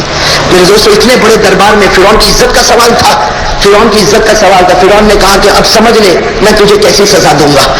اور میرے دوستو, فرعون کی سزا تو اتنی خطرناک ہوتی تھی کہ جس کو قرآن نے بتایا, قرآن نے بتایا فرعون کی سزا. فرعون کیا کرتا تھا, جب بھی اس کو سزا دینا ہو تو کسی بھی میدان میں مرد ہو یا عورت ہو, سب سے پہلے اس کے کپڑے اتار دیتا تھا اور پورے میدان میں تپتی ہوئی زمین پر لٹا دیتا. اور جیسے ہم دیواروں پر کیل ٹھوکتے ہیں ویسا وہ ہاتھ پر کیل ٹھوکتا, اس ہاتھ پر کیل ٹھوکتا, پاؤں پر, یعنی کیل ٹھوکتا جاتا یہاں تک کہ کیل کا آخری سرا زمین کے اندر چلا جاتا. میرے دوستو سوچو کیسی سزا ہوگی. اور اسی سزا کو قرآن نے بتایا. قرآن نے فرمایا وَفِرْعَوْنَ ذِي الْأَوْتَادِ قرآن کریم کہتا اس فرعون کو اللہ جہنم بھیجے گا, اس نے کیلوں کو ٹھوک ٹھوک کے سب کو سزائے دی. بس جب اس عورت نے بہت بے باکی کے ساتھ کیا, اس عورت نے, کون عورت, حضرت مشاطہ نے کہہ دیا کہ میں تو اللہ پر ایمان لے آئی, میں تو موسیٰ کے پروردگار ایمان لائی, میں ہارون کے پروردگار پر ایمان لائی, میں تجھ پر ایمان لانے والی نہیں, میں نے اس کو خدا مانا جو آسمان پر ہے, میں تجھے کبھی خدا مان. بس اس نے اسی طریقے سے پورے میدان میں سب کو جمع کر دیا, پورے میدان میں سب کو جمع کر دیا. اور میرے دوستو اس عورت کو لایا گیا اور اس کی عادت کے مطابق عورت کے کپڑے اتارے اور عورت کو بالکل تپتی ہوئی زمین پر لٹا دیا. میرے دوستو بتاؤ اس وقت اس عورت کے دل پر کیا گزرتی ہوگی. میں بتاؤ نا, ہم لوگ تو صرف سنتے ہیں, میں ابھی تو میں عجیب واقعہ میرے دوستوں بتا رہا ہوں, یہ تو میں کہہ رہا ہوں اور آپ سن رہے, ورنہ قسم خدا کی اس عورت کے دل پر کیا گزری ہوگی. اس عورت کو اس زمین پر لٹا دیا گیا, وہ عورت تپتی ہوئی زمین پر چلانے لگی, چیخنے لگی. جب بہت زیادہ چلاتی اور چیختی تو فرعون اپنے درباری کو بھیجتا اور کہتا کہ پوچھ اس کو مجھ پر ایمان لاتی ہے یا اللہ پر ایمان لاتی ہے. لیکن وہ عورت ایک ہی جواب دے دی, آمنت برب العالمین, میں اللہ پر ایمان لائی اور ایک بار اللہ پر ایمان لے آئی ہوں, اب جان دے دوں گی لیکن کچھ پر ایمان قبول نہیں کروں گی. میرے دوستو وہ جو بڑی لڑکی تھی, کس کی, فرعون کی, اس نے فرعون کو جا کر, یہ سزا چل رہی تھی, فرعون کو جا کر کہا کہ تمہیں معلوم نہیں اس کا ایک دودھ پیتا بچہ ہے, اس کا ایک دودھ پیتا بچہ, اور ہم کو معلوم ہے اس لیے یہ تو ہمارے بال بناتی ہے, ہم کو برابر معلوم ہے اس کو دودھ پیتے بچے سے بہت محبت ہے. اور میرے دوستوں کوئی بھی ماں ہو, بتاؤ بچے سے محبت ہوگی نہیں ہوگی, چل بھائی محبت ہوگی نہیں ہوگی. ماں کو پوچھو, سب سے پہلے پوچھو تو کس سے محبت کرتی ہے, تو ماں اس بچے سے محبت کرتی ہوگی جس بچے کو ماں دودھ پلاتی ہوگی. دودھ پیتے بچے سے محبت ہوتی. تو فرعون کی لڑکی نے اپنے باپ کو کہا کہ اس کا ایک دودھ پیتا بچہ ہے اور اس کو اس نے کسی عورت کے پاس چھوڑا ہے, آپ تحقیق کرو کس عورت کے پاس ہے, اس بچے کو یہاں پر لایا جائے, اگر اس بچے کو سزا دیں گے تو یہ فوراً ایمان قبول کر لے گی, یہ تجھ پر ایمان قبول کر لے گی. فرعون نے تحقیق کروایا, تحقیق کروانے کے بعد وہ دودھ پیتا بچہ لایا گیا, وہ دودھ پیتا بچہ لایا گیا اور ماں کے سینے پر رکھ دیا گیا. بھائی ظاہری بات ہے جب بچے کو ماں کے سینے پر رکھیں گے تو بچہ دودھ پینا شروع کرے گا, وہ بچہ دودھ پینا شروع کرے گا. وہ ماں کے سینے پر بچہ آیا. میرے دوستوں تھوڑی دیر کے لیے اندازہ لگاؤ وہ ماں بیچاری کیسی تڑپ رہی تھی تپتی ہوئی زمین پر, اور اب اس کے سینے پر اس کا بچہ رکھا گیا اور بچہ جو ہے ماں کے سینے سے لپٹ گیا اور ماں نے اپنے دونوں ہاتھوں سے بچے کو لپٹ لیا. اب ماں بچے کے ساتھ رو رہی ہے اور بچہ بھی ماں کے ساتھ ہے. اس وقت فرعون کا درباری پھر آیا اور پوچھا کہ بتا تو اللہ پر ایمان رکھتی یا فرعون پر ایمان رکھتی, اگر تو فرعون پر ایمان رکھتی ہے تیرے بچے کو ہم قتل کر دیں گے, تیرے بچے کو قتل کر دیں گے. میرے دوستوں وہ حضرت مشاطہ کیسی پیاری عورت تھی, کیا کہا کہ اگر میرے بچے کو بھی قتل کر دو گے پھر بھی خدا کا دامن نہیں چھوڑنے والی, خدا کا دامن نہیں چھوڑنے والی. میرے دوستوں آج بھی کتابوں میں لکھا, میں کہوں میرے لیے کہنا بہت آسان, آپ کے لیے سننا بہت آسان, لیکن میرے دوستوں اندازہ لگاؤ وہ گھڑی کیسی گھڑی ہوگی. وہ بیچاری ماں لیٹی ہوئی ہے, تپتی ہوئی زمین پر تڑپ رہی ہے اور بچہ سینے پر ہے اور بچہ ماں کا دودھ پی رہا. اسی وقت ایک جلاد کو بلایا گیا, اس نے اپنے ہاتھ میں تلوار لی اور تلوار لے کر اتنے زور سے اس نے تلوار مارا کہ بچے کے بدن کے 2 ٹکڑے ہو گئے, بچے کے بدن کے 2 ٹکڑے ہو گئے اور سارا خون کا پھوارا ماں کے سینے کے اوپر ہے. میرے دوستوں بتاؤ وہ ماں کے اوپر کیا گزری ہوگی, وہ ماں کیسی تڑپی ہوگی, بیچاری خود بھی تڑپ رہی ہے اور ساتھ میں اپنے بچے کو بھی تڑپتا ہوا دیکھ رہی. وہ بیٹا جو ماں کا تھوڑی دیر پہلے دودھ پی رہا تھا, اسی بیٹے کا خون اب ماں کے سینے پر, ماں کے بدن پر, وہ ماں تڑپنے لگی. جب ماں تڑپنے لگی تو پھر پوچھا گیا بتا تو اللہ پر ایمان لاتی یا فرعون پر ایمان لاتی. وہ ماں نے کہا ایک بیٹے کی محبت تھی جو میرے آڑے آ سکتی تھی, اللہ نے وہ محبت بھی ہٹا دی. اب تو میں ہوں اور میرا خدا. اب ہماری محبت میں, میرے اور خدا کی محبت میں درمیان میں اللہ نے کسی کو نہیں رکھا. میرے دوستوں وہ کیسی اللہ کی ولیہ تھی. خیر میرے دوستوں پھر اس کے بعد وہی تکلیف, اس کے دونوں ہاتھوں کو پھیلا دیا گیا, دونوں پاؤں کو پھیلا دیا گیا, اس میں کیل ٹھوک دیے گئے. خیر آخر میں وہ عورت اللہ کو پیاری ہو گئی. امام غزالی رحمت اللہ علیہ نے احیاء العلوم میں لکھا ہے کہ جب کوئی ایک مرتبہ درود پڑتا, جیسے صلی اللہ ایک مرتبہ کوئی درود پڑتا, ہم تو پڑھ لیے ایک سیکنڈ میں صلی اللہ علیہ وسلم, ہم نے درود پاک پڑھ لیا, لیکن اللہ تعالیٰ کیا کرتے, ایک مرتبہ کوئی درود پڑتا, اللہ ایک فرشتے کو پیدا کر دیتا ہے. اللہ ایک فرشتے کو پیدا کرتا اور اللہ فرماتے میں وہ فرشتے کو پیدا کرتا جس کے 18,000 نور کے پر ہوتے ہیں. اللہ ایک فرشتے کو پیدا کرتا, سنتے جانا, ایک فرشتے کو پیدا کرتا, پر کتنے ہوتے؟ پھر اللہ تعالیٰ ایک نور کا سمندر لاتے, اللہ کرنے پر قادر, اللہ نور کا سمندر لاتے اور فرشتے کو کہتے اس میں غوطہ لگا. وہ فرشتہ جس کے 18,000 پر ہے, اللہ اس کو کہتے کہ سمندر میں مار غوطہ لگا. وہ فرشتہ اندر غوطہ لگاتا اور اس کے بعد میں نکلتا تو اس کے پر کے اوپر 18,000 پر ہے, تو ہر پر کے اوپر نور کے قطرے قطرے قطرے قطرے, معلوم نہیں 18,000 پر کتنے نور کے قطرے ہوں گے. ارے دیکھا ہم شروع کریں اور صبح سے پانی ڈالے تو اس کے بعد میں آپ نے دیکھا ہوگا پوری داڑھی میں چہرے پر کتنے پانی کے قطرے ہوتے, تو وہ فرشتہ پورے نور کے سمندر میں ڈبکی لگایا, اس کے بعد نکلا, اس کے 18,000 پر اتنے نور کے قطرے اللہ کہتے میری عزت کی کرتا ہوں ہر خطرے سے اب ایک فرشتے کو پیدا کروں گا. تو ایک فرشتہ تو ہے جن کے 18,000 پر ہے, لیکن اس کے 18,000 پر جتنے نور کے قطرے ہیں, اللہ ہر قطرے سے فرشتے کو, آپ انداز لگاؤ کتنے فرشتے ہو گے. ہم وہ سارے کے سارے فرشتے جب جمع ہو جاتے پورا میدان بھر جاتا ہوگا. 18,000 پر تو ایک ہی فرشتے کے, اور پھر اتنے زیادہ فرشتے پیدا ہوئے, وہ سب فرشتے اللہ کو کہتے اللہ کیا کرے, رکوع کرے, اللہ سجدہ کرے, اللہ تسبیح پڑھے, اللہ سبحان اللہ پڑھے, اللہ الحمدللہ پڑھے, اللہ آسمان کا نظام سنبھالے, اللہ پہاڑوں کا نظام سنبھالے, اللہ زمین کا نظام سنبھالے. اللہ فرماتے کچھ مت کرو, یہ سب کرنے والے میرے پاس ہیں. کچھ مت کرو, میرے آسمان کا نظام سنبھالنے والے ہیں, زمین اور پہاڑ کا نظام سنبھالنے والے ہیں, ارے تسبیح پڑھنے والے ہیں, رکوع کرنے والے ہیں, سجدہ کرنے والے ہیں, قعدہ میں بیٹھنے والے ہیں. تو فرشتے کہتے پھر ہم کریں کیا؟ کہا تم ایک ہی کام کرو کہ میرے جس بندے نے میرے آخری پیغمبر پر ایک مرتبہ درود پڑھا ہے, قیامت تک تم سب مل کر اس کے لیے مغفرت کی دعا کرتے رہو. ایک درود پر نہ جانے اللہ ان گنت فرشتوں کو پیدا کرتا ہے. وہ قیامت پر درود پڑھتے ہیں تو اندازہ لگاؤ جو دن میں 500 مرتبہ درود پڑھتا ہوگا, جو 24 گھنٹے میں 5,000 مرتبہ درود پڑھتا ہوگا, ارے وہ تو قیامت کے دن تو ایسا گزرے گا کہ اس کے نامہ اعمال میں کوئی گناہ ہی نہیں ہوگا کرتا. ہمیں ننگا کر کے راستے پر پڑھ دیا جاتا. لیکن میرے پیارو آپ خود سوچو, حضرت ابو طلحہ ایک صحابی ہے جن کا نام کیا ہے, حضرت ابو طلحہ, وہ جناب نبی کریم صلی اللہ علیہ وسلم کے پاس آئے اور چہرے کا پورا رنگ بدلا ہوا, پھر کیا کہنے لگے, اللہ کے رسول یہ تیسری صبح ہے, کھانے کو میرے کو کچھ نہیں ملا, تیسری صبح ہے, کھانے کو کچھ نہیں ملا. اللہ کے رسول یہ دیکھو اپنا پیٹ بتا رہے, دیکھو ایک پتھر باندھا ہو. اللہ کے رسول کب تک یہ معاملہ چلے گا؟ ان کا چہرہ بالکل تھوڑا گرم. اللہ کے رسول کب تک یہ معاملہ چلے گا؟ یہ پیٹ پر پتھر باندھا ہوا ہو اور تیسری صبح ہے, مجھے کھانے کو کچھ نہیں ملا.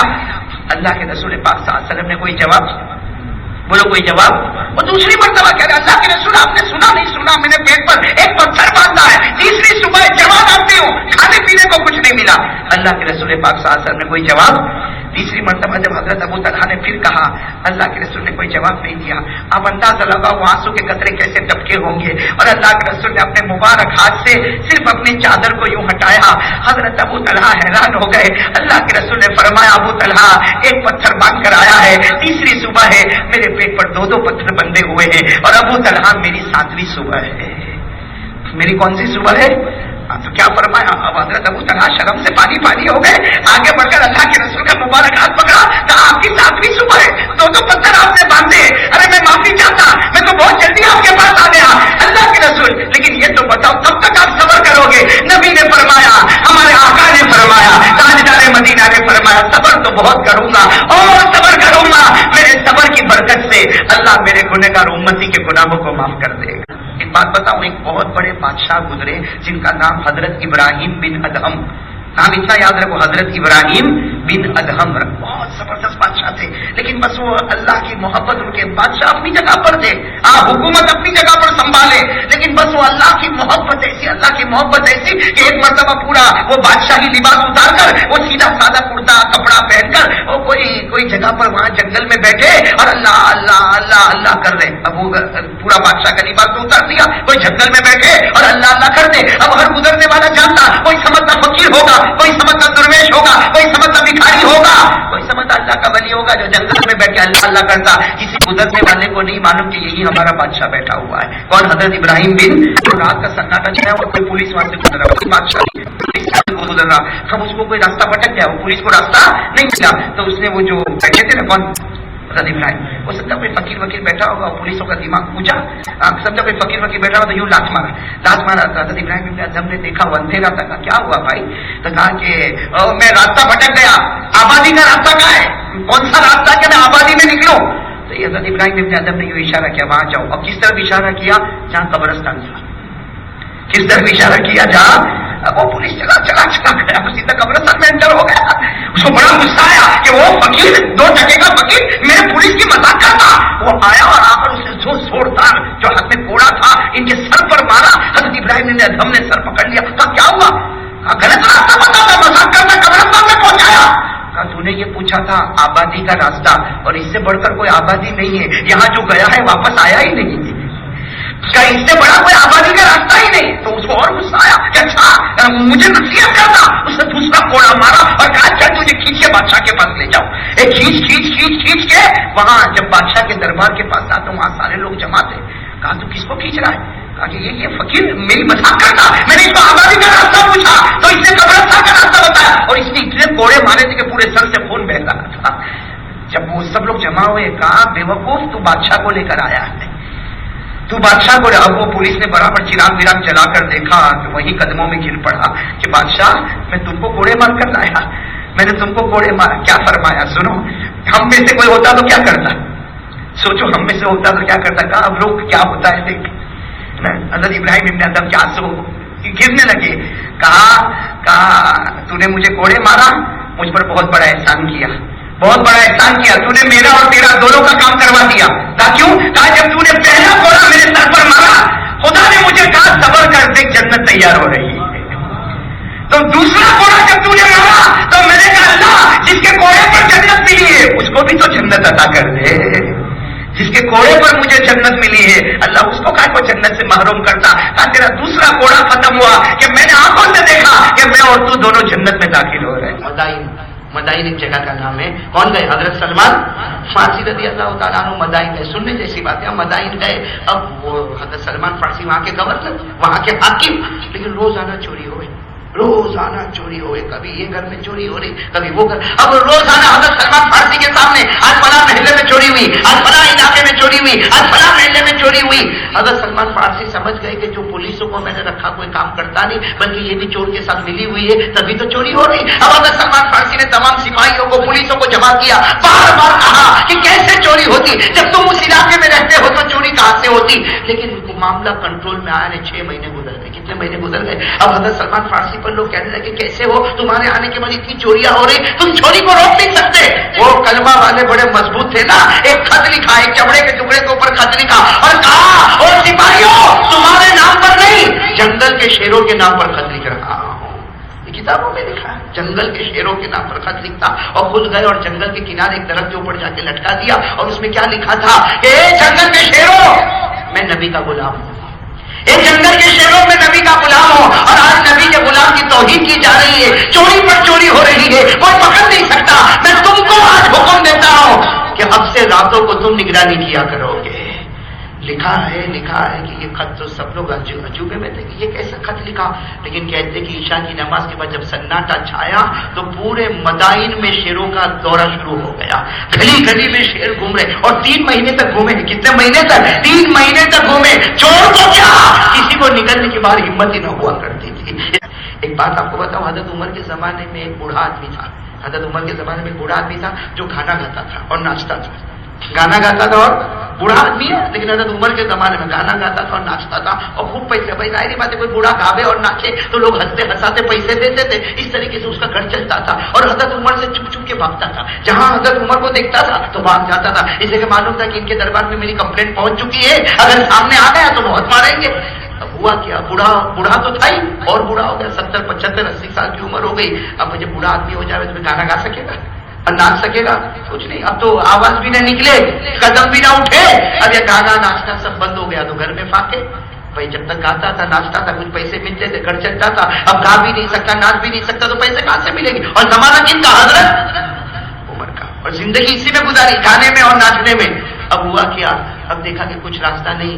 तो आपको मालूम है, जो लोग मदीना गए होंगे, बाहर एक बहुत बड़ा मजार कब्रिस्तान है, जन्नतुल बकी। क्या नाम है? जन्नतुल बकी, जिसका नाम बकी खरकंद भी है और जन्नतुल बकी भी है।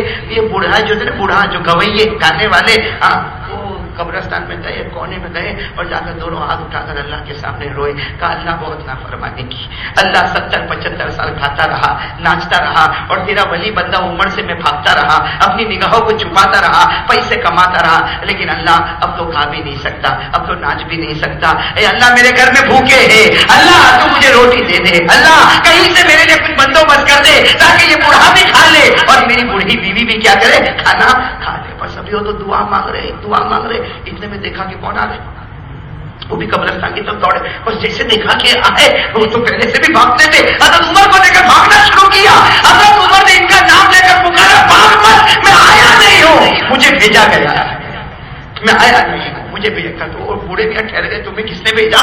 कहा मैं तो सो रहा था, मैं तो सो रहा था, ख्वाब में जनाब नबी करीम सल्लल्लाहु अलैहि वसल्लम आए और नबी ने फरमाया मेरा गुनहगार उम्मती दुआ मांग रहा है, मेरा गुनहगार उम्मती दुआ मांग रहा, जा उमर उसका बंदोबस्त कर ले, आज तू उसका इंतजाम करता जाएगा, खुदा तेरे गुनाह भी माफ करता चला जाएगा। हज़रत उमर रज़ी अल्लाह तआला अन्हु ने जब वो बूढ़े मियाँ को कहा, सुनना, वो बूढ़े मियाँ ने कहा आज तक मैंने कभी खुदा को पुकारा नहीं था, आज भूखा हुआ तो पुकारा, मैंने अपने मतलब से ही पुकारा, मैंने कोई खुदा की मोहब्बत में नहीं पुकारा, वो तो भूख बहुत लगी थी तो अल्लाह को पुकारा, लेकिन वो खुदा कितना प्यारा है, अपने मतलब से कोई पुकारता है तो दुआ सुनता है, तो जो मोहब्बत में पुकारता होगा उसे अल्लाह क्या देता होगा। बस ये कहा और उसकी रूह निकल गई, इन्ना लिल्लाहि व इन्ना इलैहि राजिऊन। हजरत उमर ने जनाजे की नमाज पढ़ाई और जब जनाजा उठा है, हजरत उमर ने फरमाया, अरे बूढ़े मियाँ, काश तेरी जगह मैं होता, काश तेरी जगह मैं होता कि तू दुनिया से इस तरह जाता है कि तेरे नामा अमल में कुछ नहीं। मेरे पैगंबर मूसा को देखो, ये पहाड़ पर आते और किससे बात करते थे?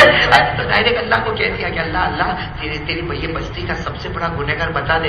अल्लाह ने फरमाया उतरो उतरो, पहाड़ से उतरो। हज़रत मूसा अलैहिस्सलाम पहाड़ से उतरे, जैसे उतरे अल्लाह ने कहा वो गली के किनारे खड़े हो जाओ, सिर्फ बस्ती का नहीं, जो आदमी आएगा इस वक्त पूरी दुनिया का सबसे बड़ा गुनहगार है, बस्ती की बात नहीं, पूरी दुनिया का सबसे बड़ा गुनहगार। मूसा खड़े हो जाओ गली के किनारे, गुनहगार आने वाला।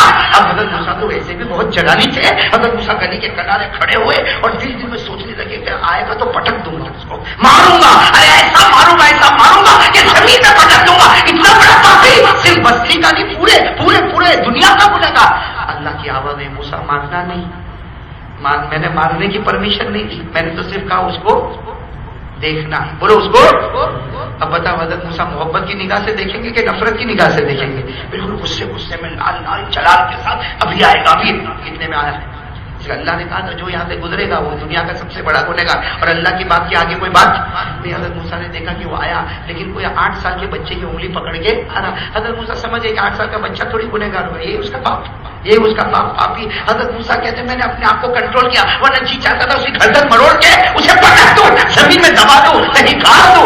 इसलिए मुझे पता तो चल गया कि पूरी बस्ती का सबसे बड़ा कौन है। अरे पूरी बस्ती का नहीं, पूरी दुनिया।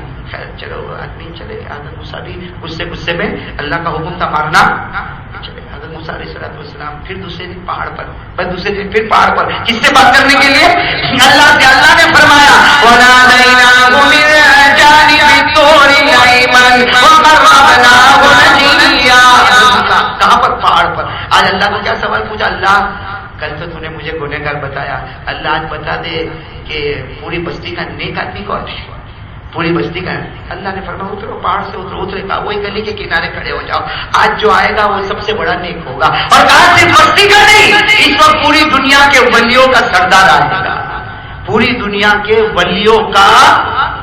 हज़रत मूसा तो गुस्सा करके खड़े हुए, کیوں معلوم؟ اتنے بڑے اللہ کے ولی کو ملنا ہے، کوئی بڑے بزرگ کو ملنا ہو تو یہ مستحب ہے کہ آدمی غسل ایک بات بتا دو، جب بھی کوئی ولی سے ملاقات کرنا ہو نا ولی، اور آپ چاہتے ہو کہ وہ ولی میری طرف دیکھے، وہ ولی مجھ سے محبت کرے، تو علماء کرام نے لکھا ہے کہ وضو کر کے جا اور یہ نیت کر کے جا کہ اللہ میرے گناہ کا اثر ان کے دل پر نہ آئے اور ان کا تقویٰ میرے دل پہ اوپر آ جائے۔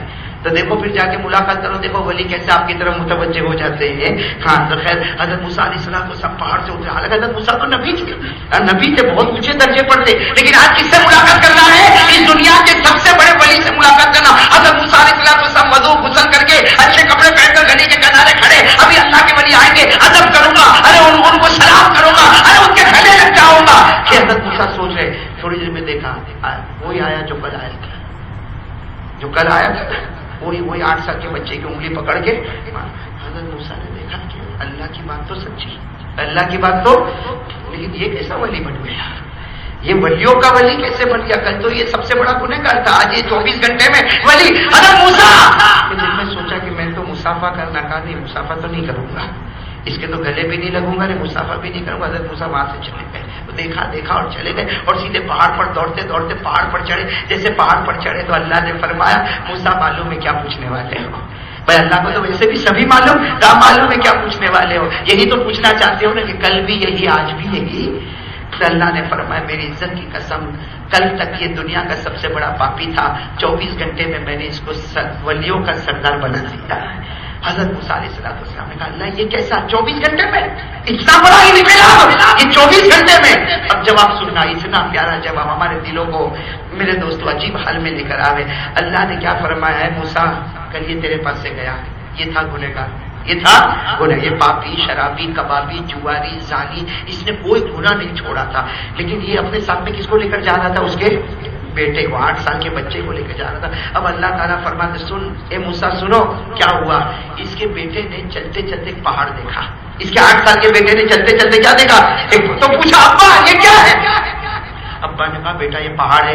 میں بچوں کی عادت ہوتی ہے نا پوچھتے رہتے یہ کیا یہ کیا یہ کیا یہ کیا، بعض بچوں کی عادت ہوتی کبھی دادا کو کبھی نانا کو کبھی ابا کو کبھی اما کو، ان کے سوال ختم ہی نہیں ہوتے۔ اب وہ 8 سال کے بیٹے نے پوچھا ابا یہ کیا؟ ابا نے کہا بیٹا یہ پہاڑ ہے بہت بھاری ہے۔ بیٹے نے پہاڑ دیکھا، بیٹا ابا یہ پہاڑ سے کچھ بھاری ہے، پہاڑ سے بھی کچھ بھاری ہے۔ ابا نے کہا بیٹا زمین بھاری ہے، جس نے پہاڑ کو گود میں بٹھایا، ارے دیکھو زمین کو دیکھو، اس نے پہاڑ کو کیا کیا ہے؟ گود میں بٹھایا۔ تو بیٹے نے کہا اچھا ابا پہاڑ بہت بھاری، اس سے بھاری کیا ہے؟ پھر کیا کہا ابا تھوڑی دیر آگے، اب زمین سے بھاری کچھ ہے، کہا سمندر، جس نے زمین کو بھی پھاڑ کے اپنا راستہ بنایا، کہا سمندر کو دیکھو، دریا کو دیکھو، اس نے زمین کو بھی پھاڑا اور اپنا راستہ۔ کہ سمندر بہت بھاری، تو بیٹا سوچنے لگا ابا پہاڑ بھاری، پہاڑ سے زمین بھاری، اور زمین سے تھوڑا آگے چلا، عادت تھی نا سوال کرنے کی، کہا ابا یہ سمندر سے بھاری کچھ، کہا یہ آسمان کو دیکھ، اس نے پہاڑ کو بھی سایہ دیا ہے، زمین کو بھی سایہ دیا ہے اور سمندروں کو بھی سایہ۔ اب وہ بیٹا تھوڑا آگے چلا، معلوم نہیں کیا ہوتا، ابا کچھ سمجھ میں نہیں آتا، پہاڑ بھاری، اس سے زمین بھاری، اس سے سمندر بھاری، اس سے آسمان بھاری، اللہ آسمان سے بھاری کچھ ہے۔ معلوم نہیں وہ باپ پر کیا ہوا، رو پڑا، کہا آسمان سے بھاری تیرے باپ کا گناہ، کہا آسمان سے بھاری تیرے باپ کے پاپ، تیرے باپ نے بہت گناہ کیے، اے 8 سال کے بیٹے تیرے باپ نے بہت گناہ کیے، تیرے باپ کا گناہ تو پہاڑ سے بھی زیادہ ہے، تیرے باپ کا گناہ زمین سے بھی بڑا ہے، تیرے باپ کا گناہ سمندر سے بھی بھاری ہے، اور تیرے باپ کا گناہ آسمان سے بھی بھاری۔ یہ کہہ کر باپ رونے لگا۔ اب وہ بیٹے نے دیکھا کہ باپ روتا ہے، تھوڑی دیر آگے چلنے کے بعد کہا ابا رونا بند کرو، ایک بات پوچھو، کہا پوچھ، کہا آپ کے گناہ سے بھاری کیا چیز ہے؟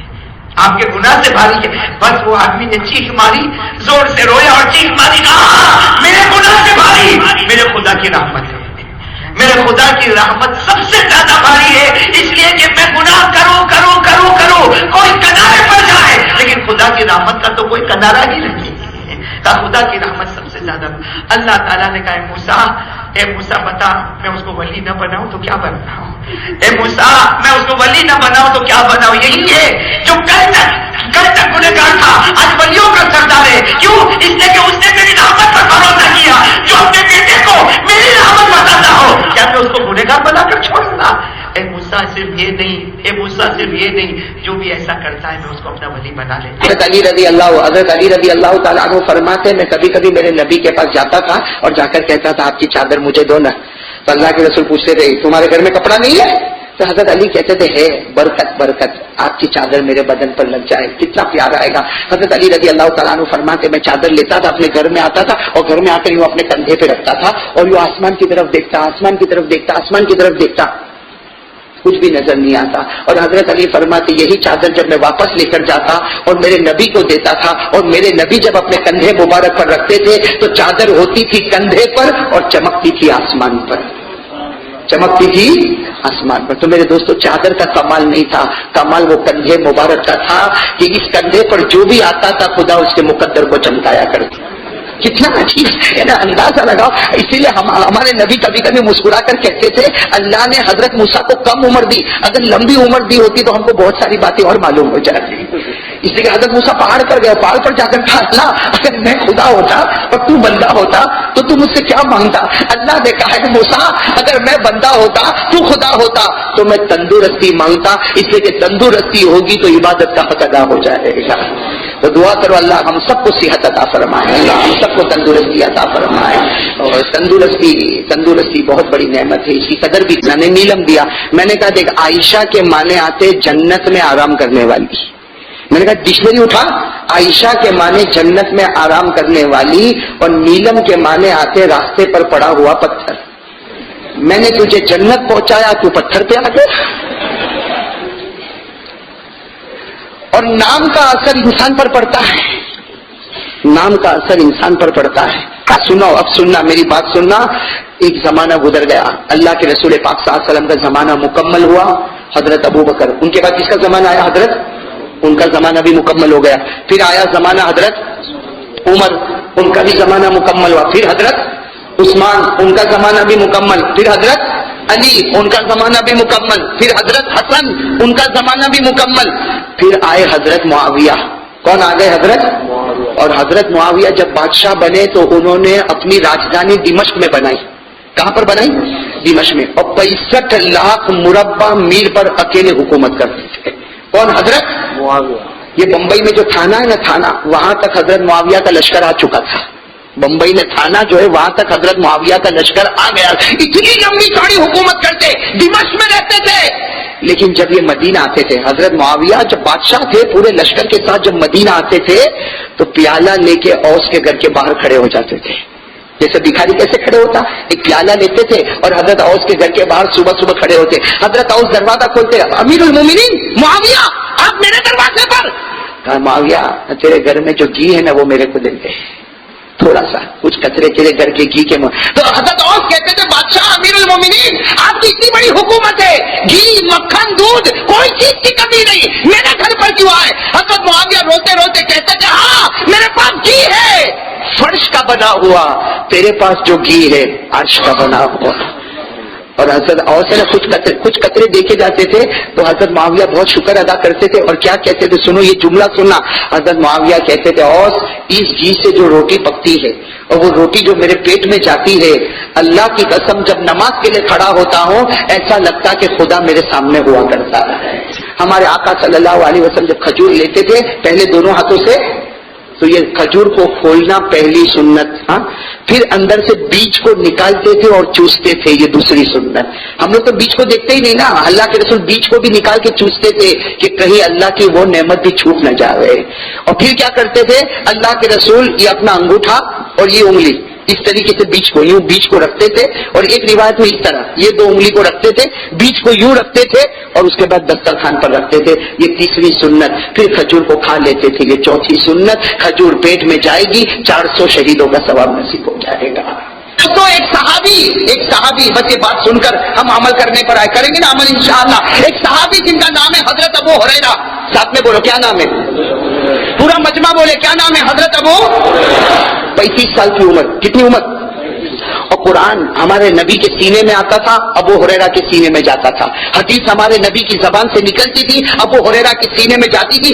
یعنی حضرت ابو ہریرہ رضی اللہ تعالی عنہ کا اتنا اونچا مرتبہ تھا کہ صحابہ کرام مدینے میں کہتے تھے اللہ کے رسول کے پاس جو علم ہے اگر وہ علم کا ایک حصہ کسی کو چاہیے تو ابو ہریرہ کے دروازے پر چلا جائے۔ حضرت ابو ہریرہ ایسے جنہوں نے 4 سال ہمارے نبی کے دروازے پر گزارے ہیں، کتنے سال؟ 4 साल। ये हजरत अबू हुरैरा फजर की नमाज के बाद, उम्र कितनी है? साथ में बोलो ना, उम्र कितनी है? फजर की नमाज के बाद हजरत अबू हुरैरा रज़ी अल्लाह तआला अन्हु रोते रोते आ रहे। हजरत अबू हुरैरा रज़ी अल्लाह तआला अन्हु रोते रोते, फजर की नमाज हो गई है, सारे सहाबा इधर उधर खड़े हैं और हजरत अबू हुरैरा रोते रोते आते। 35 साल के जवान हजरत अबू हुरैरा, कुरान पाक के हाफिज, हदीसों के हाफिज और इतने बड़े इमाम हजरत अबू हुरैरा 35 साल की उम्र, रोते रोते रोते रोते आ रहे। सारे लोग जमा हो गए कि अबू हुरैरा को क्या हो गया, किसी ने मारा, किसी ने कुछ किया। हजरत अबू हुरैरा ऐसे रोते क्यों? अल्लाह के रसूल भी अपने घर से बाहर आ गए, अबू हुरैरा क्या हुआ? और हजरत अबू हुरैरा ऐसा रो रहे जैसा कोई छोटा बच्चा बिलबिलाता हो। अल्लाह के रसूल ने पूछा, अबू हुरैरा ये रोते क्यों हो? क्या जवाब दिया सुनना। हजरत अबू हुरैरा ने कहा, अल्लाह के रसूल मैं इसलिए रोता हूँ, ज़रबत उम्मी। भाई जवाब याद रखना, क्या फरमाया? ज़रबत उम्मी, अरबी में ज़रबत उम्मी, यानी हजरत अबू हुरैरा ने पूरे मजमे में सन्नाटा लेकर आए, कहा अल्लाह के रसूल इसलिए रोता रोता आया, मेरी माँ ने मुझको बहुत मारा है। किसने मारा? उम्र कितनी है? नहीं, साथ में बोलो ना, उम्र कितनी है? 35 साल के हजरत अबू हुरैरा रो रहे। और क्यों रो रहे? किसने मारा? अल्लाह के रसूल पर कुर्बान जाओ। अरे अल्लाह के रसूल होते गले लगा ले दो, मेरा अबू हुरैरा तेरी माँ ने तेरे को मारा। और माँ ने ईमान कबूल नहीं किया था, माँ काफिरा है। अरे बोलो, माँ काफिरा है, माँ ने मारा। अल्लाह के रसूल ने ये नहीं कहा कि अबू हुरैरा आजा मेरे गले लग जाना। अल्लाह के रसूल ने पूछा, अच्छा माँ ने मारा, तूने क्या किया? अरे माँ ने तुझे मारा, तूने क्या किया? हजरत अबू हुरैरा रज़ी अल्लाह तआला अन्हु ने फरमाया, माँ मारती गई और मैं गर्दन झुका के मार खाता गया। माँ मारती गई मारती गई। हजरत अबू हुरैरा कहते मालूम नहीं मेरी माँ ने कितना मारा, मैं मार खाता गया। हमारे नबी ने क्या फरमाया? अहसनत या अबा हुरैरा, ए अबू हुरैरा जा तू कामयाब हो गया। अबू हुरैरा जा तू, सुनते जाना, जा तू कामयाब हो गया। फिर हमारे नबी ने पूछा, अबू हुरैरा तेरी माँ ने मारा क्यों? अरे 35 साल का लड़का है, जवान है, तेरी माँ ने मारा क्यों? कहा मेरी माँ ने इसलिए मारा कि मैंने मेरी माँ को कहा कि मैं मोहम्मद के दरवाजे पर जाता हूँ, कहो सल्लल्लाहु। कहा मैं नबी के दरवाजे पर जाता तो मेरी माँ ने मुझको बुला के इतना मारा इतना मारा। और मेरी माँ ने कहा अगर मोहम्मद के दरवाजे पर जाएगा तो मेरे दरवाजे पर मत आना, और मेरे दरवाजे पर रहेगा तो मोहम्मद के दरवाजे पर मत जाना। ये मार मार के मेरी माँ ने तुम्हारे पास भेजा। और मेरी माँ ने कहा है मोहम्मद का दरवाजा मिले तो मेरा दरवाजा बंद, और मेरा दरवाजा मिले तो मोहम्मद के दरवाजे पर। इसलिए मेरी माँ ने ईमान कबूल नहीं किया। अल्लाह के रसूल की आंख में आंसू आए। कहा अबू हुरैरा क्या फैसला किया? फैसला तो सारे क्या फैसला किया? हजरत अबू हुरैरा ने जो फैसला सुनाया, क्या फरमाया? मेरे नबी एक माँ है, एक माँ है, अगर 100 माँ होती सब कुर्बान कर देता, लेकिन आपके दरवाजे को कभी नहीं छोड़ता। 100 माँ होती सब कुर्बान कर देता, लेकिन आपका मुबारक दरवाजा मैं कभी नहीं छोड़ता। अल्लाह के रसूल ने बड़े प्यार से कहा, आजा अबू हुरैरा आजा, तू तेरे फैसले पर सही उतर गया। ए अबू हुरैरा तू तेरे फैसले पर सही उतर गया, अब तू मेरे पास रहेगा, माँ के पास तो नहीं जाएगा ना, अब तो मेरे पास रहेगा। जो मिले तो खा लेना। मैं कहता हूँ नबी ने कहा होगा अरे मिल जाए तो रोजी समझना, न मिले तो रोजा समझ लेना। हज़रत अबू हुरैरा ने कहा अल्लाह के रसूल अब मैं आपके दरवाजे पर ही रहूंगा। सुनना बेटा है ना, बेटा उम्र कितनी है? अल्लाह के रसूल मैं आपके दरवाजे पर ही रहूंगा। हाँ अल्लाह के रसूल मैं आपका दरवाजा छोड़ के कहीं नहीं जाऊंगा। अल्लाह के रसूल ने कहा ठीक है यहाँ बैठ जाओ। जब अल्लाह के रसूल जाने लगे, मैं कभी कभी कहता हूँ मेरे प्यारों वो घड़ी का वास्ता, अल्लाह हमारी मगफिरत फरमाए। जब अल्लाह के रसूल जाने लगे तो पीछे से कपड़ा पकड़ लिया। किसने? अरे बोलो ना, साथ में बोलो। अबू वो घड़ी कैसी होगी? पीछे से कपड़ा पकड़ लिया। अल्लाह के रसूल ने पीछे मुड़े, कहा अबू हुरैरा क्या हुआ, क्यों मेरा कपड़ा पकड़ा? और अबू हुरैरा ऐसा रो रहे जैसा कोई बच्चा बिलबिलाता। कहा क्या हुआ, क्यों मेरा कपड़ा क्यों पकड़ा? कहा अल्लाह के रसूल आपका दरवाजा छोड़ के कहीं नहीं जाऊंगा, लेकिन मेरी माँ बूढ़ी है, खाना कौन खिलाएगा? वो अकेली घर में है, उनको खाना कौन खिलाएगा? उनको रात को चादर बिछा के सुलाएगा कौन? उनको जरूरत पड़ती है बेटे की, तो मैं तो इधर रहूंगा, तो वहां मेरी माँ की फिक्र कौन करेगा? तो अल्लाह के रसूल ने फरमाया अबू हुरैरा तूने तो फैसला कर लिया। कहा हाँ मेरे नबी फैसला तो मैंने कर लिया, आपका दरवाजा छोड़ के कहीं नहीं जाऊंगा, लेकिन अल्लाह मेरी माँ के लिए ईमान की दुआ कर लो ना, मेरी माँ के लिए ईमान की दुआ करो। मेरी माँ अकेली घर में है, मेरी माँ अकेली घर में, मेरे माँ के लिए ईमान की दुआ करो। वो हज़रत अबू हुरैरा ने कैसे दिल से कहा होगा कि उसी वक्त हमारे नबी ने दोनों हाथ उठाए, कहो सुभान अल्लाह। हमारे नबी हमारे आका मोहम्मद रसूलुल्लाह सल्लल्लाहु अलैहि वसल्लम ने अपने दोनों मुबारक हाथ उठाए और 3 मरतबा फरमाया अल्लाहुम्मा हदी उम्मा अबी हुरैरा, अल्लाहुम्मा हदी उम्मा अबी हुरैरा, अल्लाहुम्मा हदी उम्मा अबी हुरैरा। 3 मरतबा हमारे नबी ने फरमाया अल्लाह अबू हुरैरा की माँ को हिदायत देते, अल्लाह अबू हुरैरा की माँ को हिदायत देते, अल्लाह अबू हुरैरा की माँ को کو ہدایت دے دے. حضرت ابو ہریرہ نے کیا کیا؟ 3 مرتبہ بھی انتظار نہیں کیا، کپڑا چھوڑا اور بھاگے. بھائی کپڑا چھوڑا اور بھاگے بھاگے بھاگے بھاگے جا رہے. راستے میں کسی نے روکا، ابو ہریرہ کہاں جاتے ہو؟ ابو ہریرہ کہاں جاتے ہو؟ کہا چھوڑ، دیکھنا چاہتا ہوں، گھر جاتا ہوں، دیکھنا چاہتا ہوں. پہلے میں جاتا ہوں یا پہلے میرے نبی کی دعا جاتی ہے؟ میں پہلے گھر پر پہنچتا ہوں یا میرے نبی کی دعا پہلے گھر پر پہنچی؟ ابو ہریرہ کہتے دوڑا دوڑا دوڑا دوڑا، بہت دور گھر تھا. کہتے گھر گیا، زور زور سے دروازہ کھٹکھٹایا، میری ماں دروازہ کھول، میری ماں دروازہ کھول. اندر سے آواز آئی، کون؟ ماں کی آواز آئی. رونا ہے ماں کی آواز میں. کون؟ کہا ابنو کی، تیرا بیٹا آ گیا. ابو ہریرہ تیرا بیٹا آیا. ماں نے کہا کیوں آیا؟ اندر سے آواز آئی کیوں آیا؟ تو کہا ماں تیرے ہاتھ میں طاقت ہو تو اور مار لے، تیرے ہاتھ میں طاقت ہو تو تیرے بیٹے کو اور مار لے. ارے دروازہ کھلا ہے، ماں کے بوڑھی ماں ہے، بوڑھی ماں. اندازہ لگاؤ کیسی پیاری ماں ہوگی. آنکھوں میں آنسو ہے. ابو ہریرہ آئے تو گلے سے لگایا، کہا میرا بیٹا میں تجھے ماروں گی نہیں، میرا ہاتھ تیرے نبی کے ہاتھ پر لے جا تاکہ میں بھی ایمان قبول کر لوں. حضرت ابو ہریرہ نے کچھ نہیں کیا، ماں کو وہاں چھوڑا، خود باہر آئے، آسمان کی طرف دیکھا اور آسمان کی طرف دیکھ کر کہا اللہ میں سمجھ گیا، اللہ میں سمجھ گیا. میرے پہنچنے میں دیر ہوئی لیکن میرے نبی کے یہاں دعا کے آنے میں دیر نہیں. صحابی اللہ کے رسول کے پاس آئے. سننا قربان جاؤ وہ صحابی پر، ان کا نام حضرت عبداللہ. کیا نام ہے؟ حضرت عبداللہ. کیا کہا؟ سننا کیا کہا، سننا. حضرت عبداللہ رضی اللہ تعالیٰ عنہ نے فرمایا یا رسول اللہ میرے ماں باپ آپ پر قربان. اچھا حضرت عبداللہ نے جو سوال کیے نا، میں تو سمجھتا ہوں تینوں سوال ہمارے اوپر فٹ ہو گئے، بالکل فٹ ہو گئے. کیا فرمایا؟ حضرت عبداللہ رضی اللہ تعالیٰ عنہ نے فرمایا یا رسول اللہ میرے ماں باپ پر قربان کہو صلی اللہ ہو. حضرت عبداللہ رضی اللہ تعالیٰ عنہ نے فرمایا یا رسول اللہ میرے ماں باپ پر قربان. 3 پریشانیوں میں ہوں. کتنی پریشانیوں میں؟ نمبر 1 گھر کا جھگڑا، بیوی کو راضی کروں تو ماں ناراض، ماں کو راضی کروں تو بیوی. گھر کا جھگڑا کا. دوسرا اللہ کے رسول پیسے میں برکت نہیں ہے. بتاؤ یہ ٹینشن بھی ہے نا. آتا ہے پیسہ، آتا ہے کہاں جاتا ہے؟ پیسے میں برکت. حضرت عبداللہ رضی اللہ تعالیٰ عنہ نے فرمایا 3 پریشانیوں میں یا رسول اللہ. پہلی پریشانی بیوی کو راضی کروں تو ماں ناراض، ماں کو راضی کروں تو بیوی. نمبر 2 روزی میں برکت ہے. اور تیسرا ٹینشن کیا بتایا معلوم؟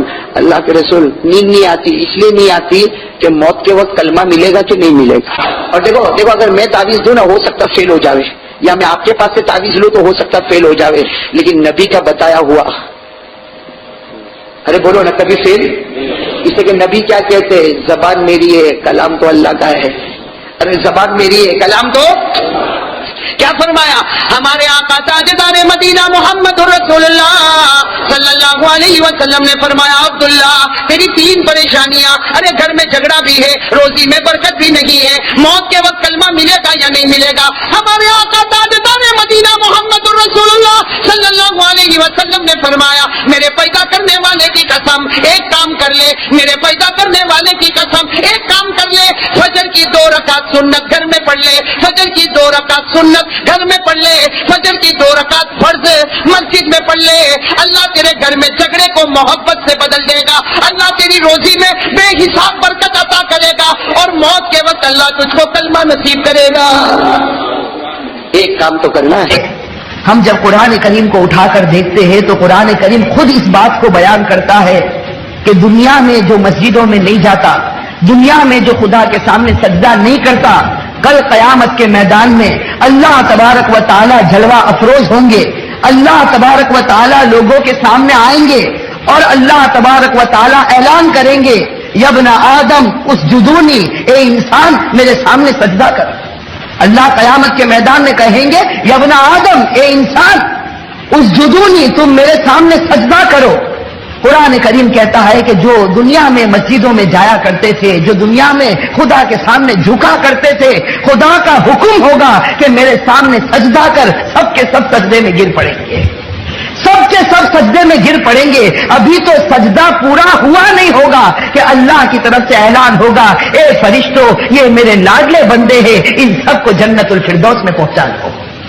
اور میرے بھائیوں جو لوگ دنیا میں مسجدوں میں نہیں آتے، جو لوگ دنیا میں نمازیں نہیں پڑھتے، جو خدا کے سامنے سجدہ نہیں کرتے، कुरान करीम उनके बारे में फरमाता है, यौम युक्शफु अन साक़िन व युदअउन इला सुजूद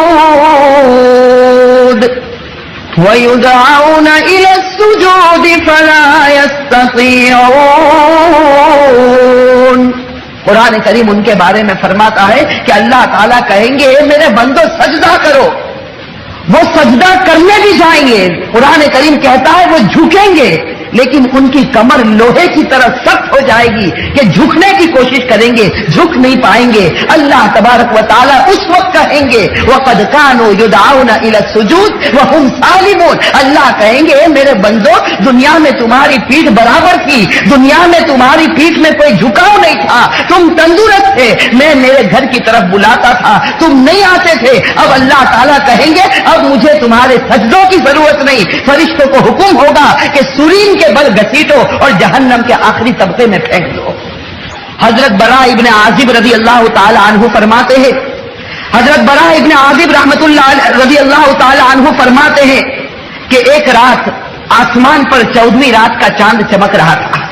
हजरत बरा इब्न आजिब रजी अल्लाह ताला अन्हु फरमाते हैं कि एक रात में अपने दोस्तों के साथ बैठा था और आसमान पर 14वीं रात का चांद चमक रहा था। हजरत बरा इब्न आजिब फरमाते हैं हम दोस्त आपस में बात कर रहे थे और चांद की तारीफ कर रहे थे कि थोड़ी देर में हमने देखा कि हमारे आका सरकार दो आलम सल्लल्लाहु अलैहि वसल्लम का वहां से गुजर हुआ। हजरत बरा इब्न आजिब फरमाते हैं कि रात के अंधेरे में जब मेरे नबी सल्लल्लाहु अलैहि वसल्लम गुजरे हैं और उनके चेहरे की चमक को जब हमने देखा, हजरत बरा इब्न आजिब फरमाते खुदा पाक की कसम थोड़ी देर के लिए हम हैरान हो गए कि वो आसमान का चांद खूबसूरत नजर आता या ये जमीन का चांद खूबसूरत नजर आता है।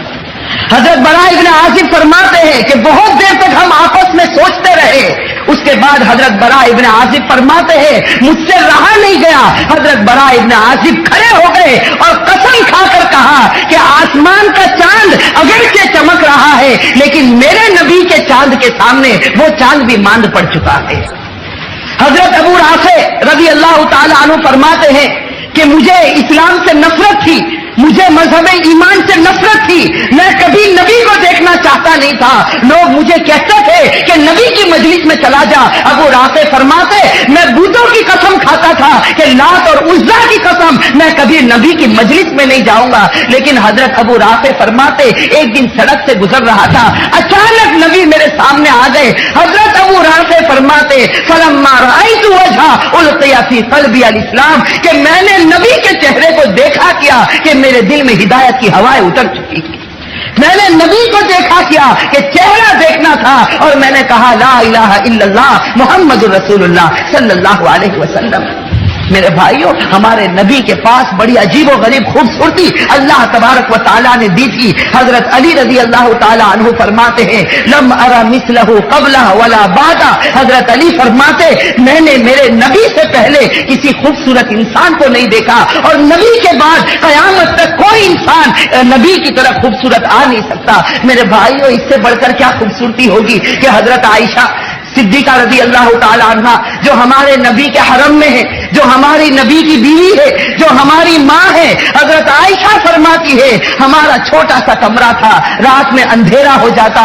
हजरत आयशा फरमाती है घर में तेल भी न होता कि हम चिराग जला सकते। हजरत आयशा फरमाती रात हो जाती पूरे कमरे में अंधेरा है, किसी को किसी का हाथ नजर नहीं आता, किसी को किसी का चेहरा नजर नहीं आता। लेकिन हजरत आयशा फरमाती उस जात की कसम जिसके कब्जे में मेरी जान है, ऐसे अंधेरे में जब मेरे नबी हुजरे में आते थे तो पूरा हुजरा रोशन हो जाया करता था, पूरा हुजरा रोशन हो जाया करता। और हजरत आयशा फरमाती खुदा पाक की कसम मुझे कपड़ा सीना होता और सुई के सुराख में मुझे धागा रखना होता, नबी के चेहरे के करीब में सुई ले जाती और बड़े इत्मीनान से मैं धागे को सुई के सुराख में दाखिल कर देती। हजरत बिलाल रजी अल्लाह ताला अन्हु फरमाते एक मर्तबा हमारे नबी के पास इतना माल लाया गया कि मस्जिद नबवी में रखने की जगह नहीं थी। हजरत बिलाल फरमाते हैं कि मैं माल को तकसीम करता रहा, गरीबों हिस्सों में बांटता रहा और हमारे नबी मेरा चेहरा देखते रहे। हजरत बिलाल फरमाते मगरिब की अजान हुई, मैंने मगरिब की अजान दी,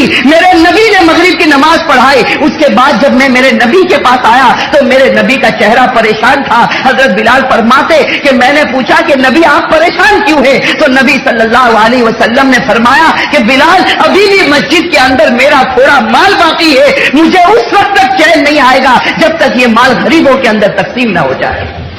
मेरे भाइयों सोचो हमारे नबी सल्लल्लाहु अलैहि वसल्लम के पास कितना माल, कितनी दौलत थी, लेकिन हमारे नबी ने हमेशा गरीबों का ख्याल रखा, यतीमों का ख्याल रखा, बेवाओं का ख्याल रखा। हमारे नबी वो नबी थे जो अपने पेट पर पत्थर बांधते लेकिन किसी उम्मती की तकलीफ को बर्दाश्त नहीं कर पाते। तो मेरे भाइयों हमारे नबी सल्लल्लाहु अलैहि वसल्लम जो दीन लेकर आए वो भी सबसे बड़ा पक्का। हमारे नबी के पास माल भी मौजूद, हमारे नबी के पास खूबसूरती भी मौजूद, हमारे नबी के पास जाहो जलाल भी मौजूद। और अगर खानदान देखो तो हमारे नबी जिस खानदान के थे वो सबसे ऊंचा खानदान थे। हम सब जानते हैं कि हमारे नबी जिस खानदान से ताल्लुक रखते हैं वो कुरैशी खानदान है, और कुरैशी खानदान ये अरब का सबसे बड़ा और सबसे ज्यादा ऊंचे दर्जे का खानदान।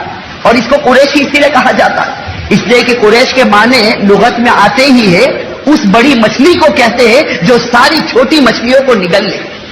कुरैश असल में उसी मछली को कहा जाता जो बड़ी मछली हो और सारी छोटी मछलियों को निगल ले। और हमारे नबी के खानदान को कुरैश इसी बुनियाद पर कहा जाता कि ये वो ऊंचा खानदान है कि सारे नीचे खानदान इनके मातहत है।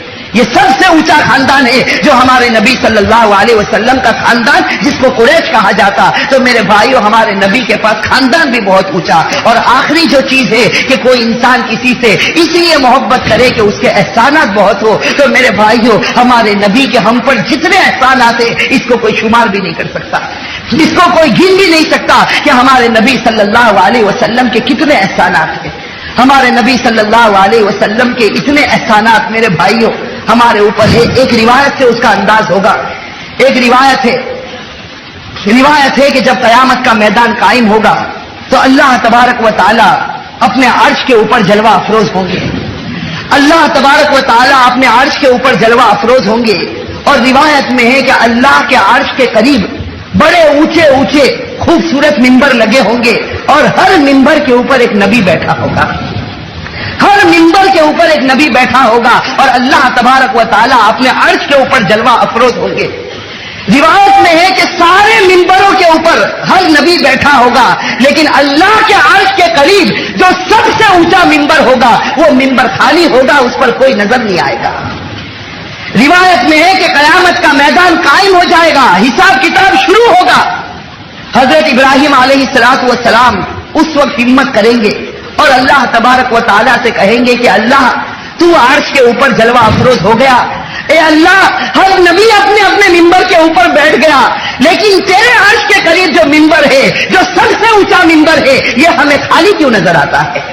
उस वक्त अल्लाह तबारक व ताला कहेंगे ए इब्राहिम तुझे नहीं मालूम ये मेरे आखिरी नबी मोहम्मदुर रसूलुल्लाह सल्लल्लाहु अलैहि वसल्लम का मिंबर है, ये मेरे आखिरी नबी मोहम्मदुर रसूलुल्लाह सल्लल्लाहु अलैहि वसल्लम का मिंबर है। उस वक्त हजरत इब्राहिम पूछेंगे कि तेरे आखिरी नबी नजर क्यों नहीं आते। अल्लाह ताला कहेंगे इस नबी ने मुझसे वादा किया है कि जब तक मेरा हर उम्मती जन्नत में नहीं जाएगा वहां तक मैं चैन और सुकून के साथ मिंबर पर नहीं बैठूंगा। और देखो वो कैसे सहाबाए किराम थे कि नबी का एक हुक्म सामने आता, किसी सहाबी की मजाल नहीं होती कि मेरे नबी का फरमान आ जाए फिर मैं पीछे हटूं।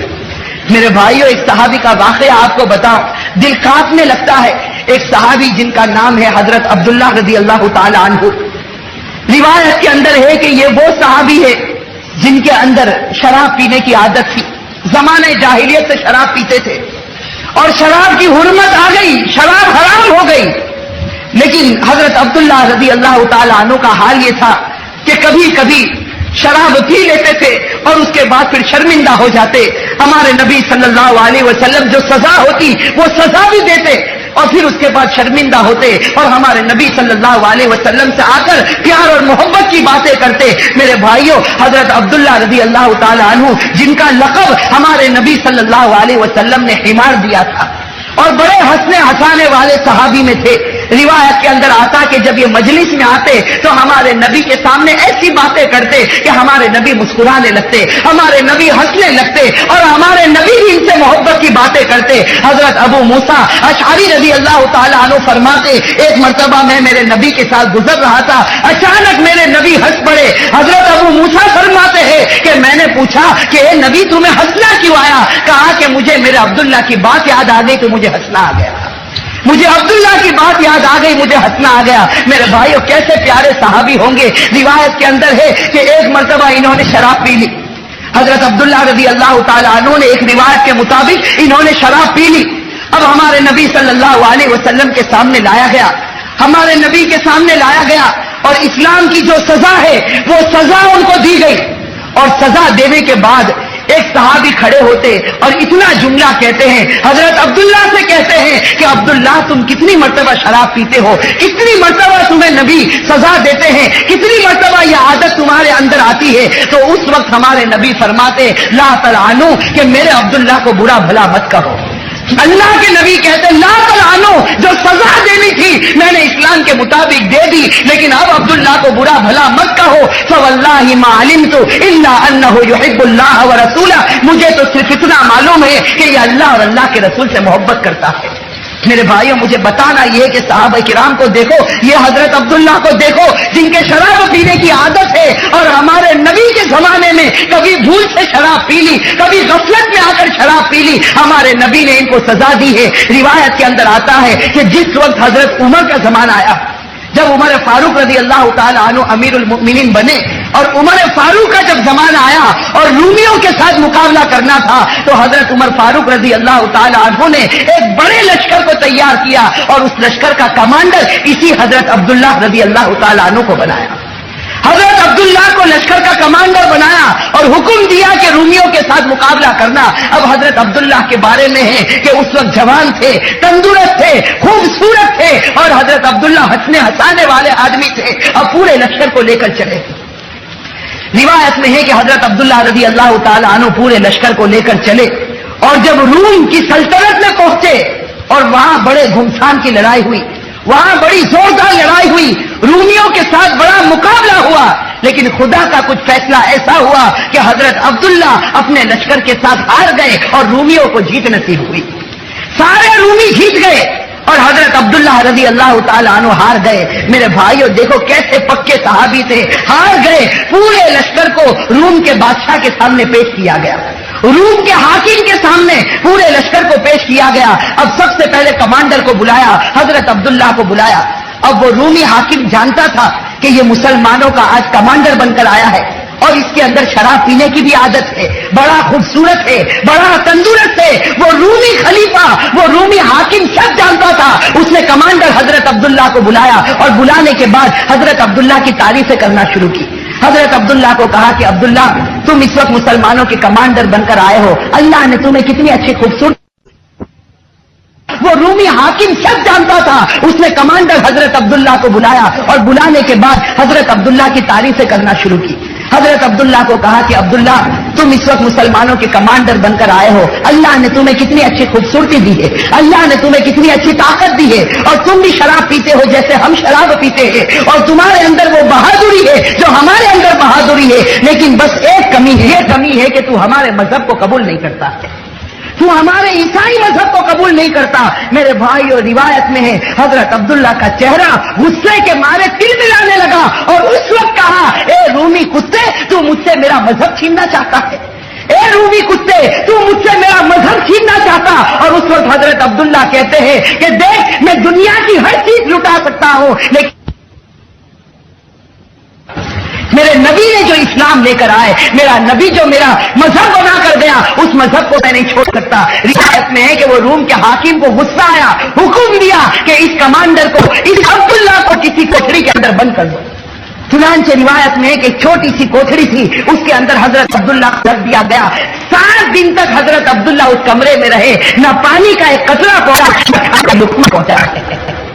7 दिन के बाद वो रूम का हाकिम कहता है, मुझे यकीन है कि ये कमांडर मर चुका होगा, ये कमांडर खत्म हो गया ہوگا, پورا کمرہ بدبو مارتا ہوگا. کمرے کو کھولو اور اس کی لاش کو باہر نکالو. وہ رومی حاکم کہتا ہے کہ جب دروازے کو کھولا گیا تو حضرت عبداللہ ویسے ہی بیٹھے ہوئے نظر آ رہے تھے.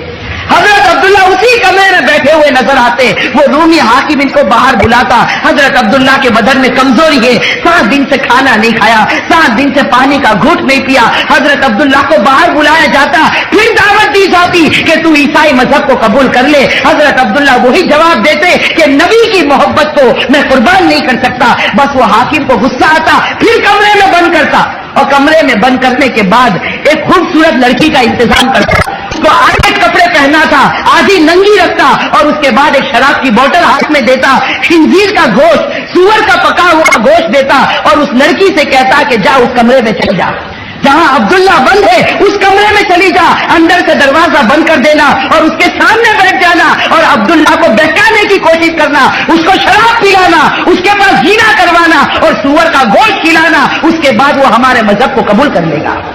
میرے بھائیو, اب امتحان کی کڑی آتی ہے.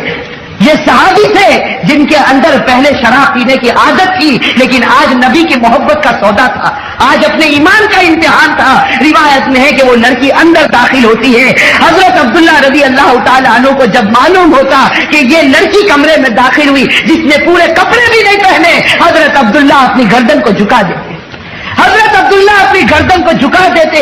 روایت میں ہے کہ 3 دن تک وہ لڑکی اسی طرح بیٹھی رہی. 3 دن کے بعد اس لڑکی نے دروازے کو کھولا اور باہر نکل کر کہا, انہ لحجر, کہ اے حاکم تو نے مجھے جس کے پاس بھیجا وہ انسان نہیں, وہ تو کوئی پتھر کی مورتی معلوم ہوتی ہے, وہ کوئی پتھر کی مورتی معلوم ہوتی ہے کہ جب سے میں گئی ہوں اس نے چہرے کو نیچے کیا ہے تو اس نے اپنی گردن نہیں اٹھائی. اور پھر وہ لڑکی بڑا پیارا جملہ کہتی ہے. وہ لڑکی اس حاکم میں وقت سے کہتی ہے کہ جس پر یہ ایمان لایا میں نہیں جانتی وہ کون ہے, لیکن بڑا پکا ہے جس نے اس کی تربیت کی ہے, تو اسی ذات پر میں بھی ایمان کو قبول کر لیتی ہوں. میرے بھائی, اور روایت کے اندر ہے وہ حاکم میں وقت کو غصہ آتا, تل ملا جاتا, حضرت عبداللہ کو باہر بلاتا. حضرت عبداللہ بڑے وقار کے ساتھ, لیکن بدن میں تھوڑی کمزوری ہے, نکل کر حاکم وقت کے سامنے کھڑے ہوتے. وہ حاکم وقت اپنے درباریوں کو حکم دیتا کہ میرے سامنے دیگ میں تیل کو جلایا جائے اور تیل کو جوش مارا جائے. جب تیل جوش مارنے لگتا ان کے لشکر میں سے ایک صحابی کو لایا جاتا اور ان کو اس آگ میں ڈال دیا جاتا. تھوڑی دیر میں وہ جل کر بھون ہو جاتے, جل کر خاک ہو جاتے. تو اس وقت وہ حاکم میں وقت کہتا ہے کہ عبداللہ تیرے ایک ساتھی کو تو ہم نے تیل میں پکا دیا, اگر تو میری بات نہیں مانے گا تو میں بھی تجھے تیل میں پکا دوں گا. میرے بھائیو, قربان جائے, حضرت عبداللہ پر رونے لگتے, آنکھوں سے آنسو جاری ہوتے. وہ روم کا حاکم کہتا یہ پہلی مرتبہ میں نے عبداللہ کی آنکھ میں آنسو دیکھے. حضرت عبداللہ کی آنکھوں سے آنسو جاری ہوتے. وہ روم کا حاکم سمجھتا کہ میرا معاملہ آسان ہو گیا, یہ رو پڑا, یہ ڈر گیا. وہ روم کا حاکم کہتا ہے معلوم ہوتا تم نرم ہو گئے, تم ڈر گئے. حضرت عبداللہ کہتے اس ذات کی قسم جس کے قبضے میں میری جان ہے, میں اس لیے نہیں روتا کہ تو مجھے تیل میں پکا دے گا. اے روم کا حاکم سن لے, میں اس لیے روتا ہوں کہ خدا نے مجھے ایک ہی جان دی ہے, اگر 100 جان دی ہوتی تو آج اسی کو میں قربان کر دیتا. میرے بھائی, اور روایت کے اندر ہے وہ روم کا حاکم سمجھ جاتا یہ بڑا پکا, یہ بڑا سچا ہے, حکم دیتا کہ تم واپس مدینے چلے جاؤ. حضرت عبداللہ اپنے لشکر کو لے کر جب واپس مدینے جاتے, عمر فاروق مدینے کی باؤنڈری پر کھڑے ہیں. حضرت عبداللہ دور سے نظر آتے, عمر فاروق کی آنکھوں سے آنسو جاری ہے. کہتے ہیں کہ اے عبداللہ مجھے تیرے نبی نے بتایا ہے کہ تیرا مقام مجھ سے بھی اونچا نظر آ رہا. میرے بھائیو, ہمیں تو ہمارے نبی کا چہرہ بھی پسند نہیں آیا. آیا چہرہ پسند؟ میرے بھائیو, صحابہ کرام کا تو حال یہ تھا کہ نبی کا فرمان آتا اور صحابہ کرام سب کچھ قربان کر دیتے. آپ کو معلوم ہے صحابہ کرام رضوان اللہ تعالی علیہم اجمعین, ان کے دلوں کے اندر شراب کی بڑی محبت تھی. تو شراب کی محبت تھی, اور شروع اسلام میں شراب پینا بھی جائز تھا. شروع اسلام میں شراب پینا جائز تھا. بڑے بڑے صحابہ کرام نے شراب پی, اونٹ کا گوشت بنایا جاتا, اس کے بعد شراب تقسیم ہوتی اور بڑے بڑے صحابہ کرام شراب پیتے. لیکن میرے بھائیو, آپ کو معلوم ہے کہ جب وہ آیت کریمہ اترتی ہے جس میں اللہ تبارک و تعالیٰ فرماتے ہیں یا ایھا الذین آمنوا انما الخمر والمیسر الخمر والانصاب والازلام رجس من عمل الشیطان فاجتنبوه. جب یہ آیت کریمہ اترتی ہے کہ ایمان والو یہ شراب حرام ہو چکی, یہ جوا کھیلنا حرام ہو چکا, یہ شیطانی کام ہے, یہ گندا کام ہے, یہ ناپاک کام ہے, اس سے بچو. میرے بھائیو یہ آیت کریمہ کا اترنا تھا. اللہ کے رسول نے حضرت علی کو بلایا اور کہا کہ اے علی, مدینے کی گلی گلی میں اعلان کرو الا ان الخمر قد حرم, اعلان کرو کہ شراب حرام ہو چکی ہے. میرے بھائیو روایت کے اندر ہے کہ وہ صحابہ جن کے دلوں کے اندر شراب کی محبت تھی, جو شراب کے دل دادا تھے, شراب کے بغیر ان کو چین نہیں آتا, شراب کے بغیر ان کو اطمینان نہیں ہوتا, لیکن حضرت علی کا اعلان ہوتا ہے کہ شراب حرام ہو چکی ہے, وہی صحابہ کرام سارے مٹکے کے مٹکے شراب کے توڑ دیتے ہیں. اور میرے بھائیوں پورے مدینے میں شراب بہ رہی ہے اور کوئی شراب کی طرف دیکھتا نہیں, اس لیے کہ شراب سے محبت ہے, لیکن شراب سے بڑھ کر نبی سے محبت ہے. سماج میں کٹ جائے گی. میرے بھائیوں حضرت تھانوی علیہ رحمہ کے پاس ایک مسئلہ آیا تھا. حکیم الامت بڑے درجے کے شخص تھے جنہوں نے 1500 کتابیں لکھی. حضرت تھانوی علیہ رحمہ کے پاس ایک شخص آئے, دیکھو بڑا قیمتی مسئلہ ہے. حضرت حکیم الامت مولانا اشرف علی تھانوی رحمۃ اللہ علیہ کے پاس, اللہ ان کی قبر کو نور سے بھرے, ایک شخص آئے اور آ کر کہنے لگے کہ حضرت آپ نے ایک مرتبہ داڑھی کے اوپر تقریر کی, اس کے بعد میں نے چہرے پر داڑھی رکھی. وہ صاحب آ کر کہہ رہے, دیہات کے رہنے والے, کہنے لگے کہ حضرت جی آپ نے جب سے داڑھی کے اوپر تقریر کی میں نے داڑھی رکھی, لیکن داڑھی رکھنے کے بعد ایک عجیب و غریب ماحول بن گیا. گھر جاتا ہوں تو گھر والے مذاق اڑاتے, پڑوس میں جاتا ہوں تو وہ لوگ مذاق اڑاتے, بازار میں جاتا ہوں بازار والے مذاق اڑاتے, اور شہر میں نکلتا شہر والے مذاق اڑاتے. مطلب ہے کہ جو ملتا وہ میری مذاق اڑاتا. اب وہ بیچارے دیہاتی کہنے لگے حضرت آپ کے کہنے پر داڑھی رکھی تھی, آپ کہو تو ابھی داڑھی نکال لو, آپ کہو تو ابھی داڑھی نکال لو. میرے بھائی حضرت تھانوی علیہ رحمہ حکیم الامت تھے, کتنا پیارا جواب دیا کہ کہا کہ اے شخص اگر تیرے گھر والے ہنستے ہنسنے دے, اگر تیرے محلے والے ہنستے ہنسنے دے, اگر شہر والے ہنستے ہنسنے دے, جو تیری داڑھی پر ہنستا ہنس لینے دے, انشاءاللہ قیامت کے میدان میں تجھے رونا نہیں پڑے گا. قیامت کے میدان میں تجھے رونا نہیں پڑے گا. اگر آج ان کا ہنسنا دیکھے گا قیامت میں روئے گا, آنسو ختم ہو جائیں گے, خون کے قطرے نکلیں گے, لیکن اس وقت کوئی پرواہ نہیں کی جائے گی. میرے بھائی آج ہم بھی سوچے کہ ٹی وی ہم نے گھر میں لا کر رکھا, اور وہ بھی بہت قیمتی, اور وہ بھی کلرنگ ٹی وی, اور ساتھ میں ویڈیو کا مشین, یہ سب کچھ ہمارے گھر میں. لیکن میرے بھائیو تھوڑی دیر کے لیے بتاؤ, اگر موت کا وقت آ گیا اور ہم مر گئے, قبر میں پہنچ گئے, ہمارے یہ رشتے دار جو ٹی وی دیکھتے رہیں گے, کل قبر میں ہم سے پوچھا جائے گا کہ تیرے مال سے جو حرام کام ہوا تھا آج وہ تیرے گھر میں ہوتا ہے. میرے بھائیو وہ عذاب قبر کیسے برداشت ہوگا؟ میرے بھائیو ہوگا برداشت؟ تو میں یہ کہہ رہا تھا کہ صحابہ کو شراب کی محبت تھی, لیکن نبی کی محبت اوپر تھی, شراب کی محبت کمتر تھی. آج ٹی وی کی محبت اوپر ہو گئی اور نبی کی محبت کمتر ہو گئی. ارے میرے بھائیوں, نبی سے محبت ہوتی تو آدمی کا دل اس وقت اس بات پر آ جاتا کہ تو سارے کام کو چھوڑ دے, لیکن نبی کے طریقے کو مت چھوڑ. میرے بھائیوں اللہ کرے کہ ہم سب کے دل میں سچی محبت پیدا ہو جائے. تو میں یہ کہہ رہا تھا کہ وہ صحابہ کرام جب وہ آیت کریمہ نازل ہوتی ہے کہ شراب حرام ہو چکی, اور حضرت علی اعلان کرتے ہیں الا ان الخمر قد حرم, حضرت علی اعلان کرتے ہیں کہ لوگوں سن لو, میرے نبی نے فرمایا کہ شراب حرام ہو چکی. پورے مدینے میں شراب کے مٹکے توڑے جاتے اور پورے مدینے میں شراب بہتی ہے. بلکہ روایت میں لکھا ہے کہ ایک صحابی جن کا کاروبار شراب کا تھا, جن کی تجارت شراب کی تھی, وہ صحابی بیچارے کہیں دور سے ملک شام سے آ رہے, ان کے پاس 10 اونٹ ہے اور ہر اونٹ کے اوپر بڑے بڑے 10 مٹکے شراب کے رکھے. اب میرے بھائیو سوچو وہ صحابی کے کتنے بڑے بڑے ارمان ہوں گے. ملک شام سے آئے, اور اس زمانے کا سفر کیسا ہوتا, اس زمانے کا سفر آج کی طرح تھوڑی ہوتا کہ آج تو جانے سے پہلے ریٹرن بکنگ مل جاتی ہے. آج تو جانے سے پہلے معلوم ہوتا کہ کون سی تاریخ کو یہ صاحب واپس آئیں گے. اور اس زمانے میں سفر یہ ہوتا کہ جب کوئی سفر شروع کرتا تو سب سے پہلے وصیت نامہ لکھتا. اس زمانے کا رواج تھا جب کوئی آدمی سفر شروع کرتا پہلے وصیت نامہ لکھتا, اپنے گھر والوں کو دیتا, معلوم نہیں کہ سفر سے واپس آئے گا راستے میں ختم ہو جائے گا. اب وہ صحابی نہ جانے کتنے سال پہلے عرب سے نکلے, مدینے سے نکلے اور ملک شام پہنچے, وہاں جا کر شراب خریدی, اس لیے کہ ملک شام کی شراب سب سے اچھی سمجھی جاتی تھی. تو وہاں سے شراب خریدی, اور شراب خریدنے کے بعد کتنے سالوں کا سفر کر کے مدینے کی باؤنڈری پر پہنچے. سوچو کتنے ارمان لے کر آئے ہوں گے. ایک بزنس مین, ایک کاروبار والا آدمی سمجھ سکتا ہے کہ جب وہ مال لگاتا ہے تو نیند کی گولی کھانی پڑتی, نیند آتی نہیں جب تک کہ پروفٹ اس کے ہاتھ میں نہ آ جائے. میرے بھائیوں وہ صحابی نے بھی اپنا پورا سرمایہ لگایا, اپنی پوری جائیداد لگا دی گئی اور شراب خرید کر آئے اور مدینے کی باؤنڈری پر پہنچے. مدینے کی باؤنڈری پر پہنچتے ہیں حضرت علی کی آواز کان میں آتی ہے الا ان الخمر قد حرم، کہ شراب حرام ہو چکی ہے. میرے بھائی وہ صحابی اپنے اونٹوں کو دیکھتے ہیں، کبھی حضرت علی کی بات کو سنتے ہیں کہ کیا کروں، 10 اونٹ میرے پاس ہے اور ہر اونٹ کے اوپر 10 مٹکے ہیں اور ملک شام سے آئے ہیں. کتنے روز پہلے اپنی بیوی کو چھوڑا ہوگا، کتنے روز پہلے اپنے معصوم بچوں کو چھوڑا ہوگا. آج یہ باپ اپنے معصوم بچوں سے ملنے جا رہا، آج یہ شوہر اپنی بچھڑی ہوئی بیوی سے ملنے جا رہا، نہ جانے کتنے ارمان لے کر اور کتنے نفع کو سوچ کر جا رہا. لیکن مدینے کی باؤنڈری پر پہنچتا ہے تو کان میں آواز آتی ہے کہ شراب حرام ہو گئی. وہ صحابی گر کر جھکا دیتے ہیں اور سوچتے ہیں کیا کروں. بس دماغ میں خیال آتا، دوڑتے دوڑتے ہمارے نبی کے پاس آتے.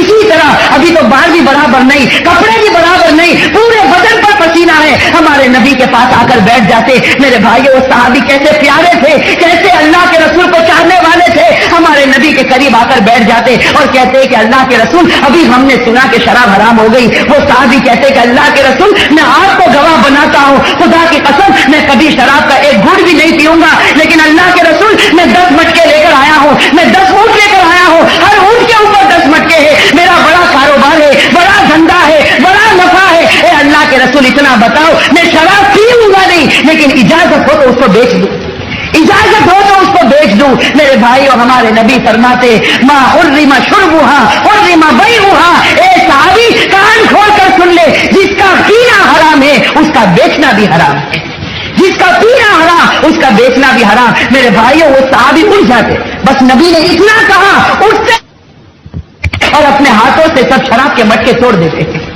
جا کر سب شراب کے مٹکے توڑ دیتے ہیں. اور جیسے یہ مسافر کئی دن پہلے خالی اونٹ لے کر گیا تھا، خالی اونٹ لے کر یہ مسافر واپس آتا ہے، خالی ہاتھ واپس جاتا ہے، خالی ہاتھ واپس آتا ہے. روایت کے اندر ہے کہ کچھ لوگ اس کو تانا دیتے، کچھ منافقین تانا دیتے کہ ارے کتنا بیوقوف ہے کہ خالی ہاتھ گیا تھا، خالی ہاتھ آیا. ہمارے نبی کو خبر ملتی، بلا کر کہتے ہیں ایمان سے خالی ہو کر گیا تھا، ایمان کو بھر کر واپس آیا ہے.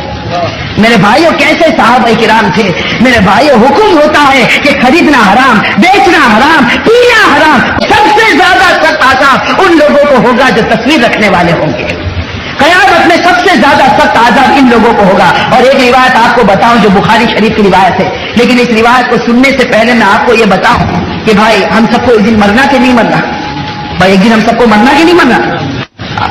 بخاری شریف کی روایت ہے. میرے بھائیوں میری بات غلط ہو سکتی ہے اور آپ کی بات بھی غلط ہو سکتی ہے، لیکن ہمارے نبی صلی اللہ علیہ وسلم کا ایک حرف بھی غلط نہیں ہو سکتا. ہمارے نبی صلی اللہ علیہ وسلم نے صاف الفاظ میں فرمایا لا تدخل الملائکۃ بیتا فیہ سورۃ او کلب.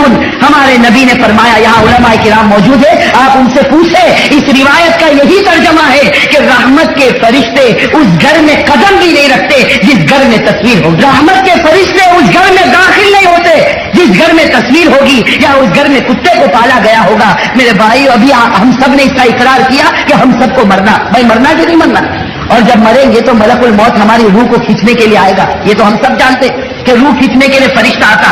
اب بتاؤ ہمارے گھر میں ٹی وی ہے، ہم گھر میں بیٹھے ہیں، ہمارا وقت آ گیا. بھائی ہمارا وقت باہر نکالا جائے گا، 2-4 منٹ کا موقع دیا جائے گا. قرآن کریم نے صاف اعلان کر دیا ان اجل اللہ اذا جاء لا یؤخر. قرآن کریم کا اعلان ہے جب موت کا وقت آ جائے گا پھر 1 سیکنڈ آگے نہیں، 1 سیکنڈ پیچھے نہیں، اسی دم روح نکال لی جائے گی. اب میرے بھائیو سوچو ٹی وی گھر میں موجود ہے، آخری وقت ہمارا آ چکا ہے، تو کون سا فرشتہ اندر آئے گا روح نکال کے؟ ارے میرے بھائیو بتاؤ کون سا فرشتہ اندر آئے گا؟ رحمت کا فرشتہ تو آ نہیں سکتا، اس لیے کہ آیا تو نبی کی بات غلط اور نبی کی بات تو غلط ہو نہیں سکتی. نبی نے فرما دیا اور نبی کی ایک ایک بات قیامت تک پوری ہو کر رہے گی کہ رحمت کا فرشتہ اس گھر میں قدم بھی نہیں رکھتا جس گھر میں تصویر رکھی ہوگی. میرے بھائیوں موت کا وقت آیا، رحمت کا فرشتہ اندر نہیں آئے گا. بتاؤ کون سا فرشتہ آئے گا؟ کون سا فرشتہ آئے گا؟ عذاب کا فرشتہ آئے گا. اور امام غزالی رحمت اللہ علیہ نے احیاء العلوم میں لکھا ہے کہ اگر عذاب کا فرشتہ آ جائے موت کے وقت میں طیبہ نصیب نہیں ہوتا. میرے بھائیو سوچو تھوڑی دیر کے لیے کتنی بڑی مصیبت ہم نے ہمارے سر پر رکھی ہے. کاش کہ اللہ ہم کو سمجھنے کی توفیق نصیب فرمائے.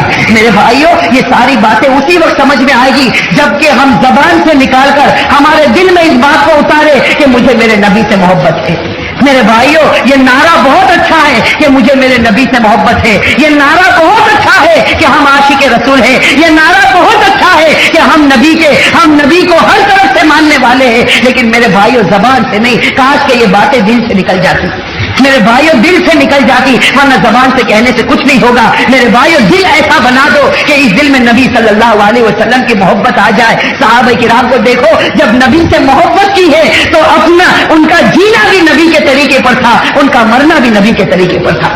میرے بھائیوں جب بدر کا میدان قائم ہوا، بیچارے مسلمانوں کی تعداد 313 تھی۔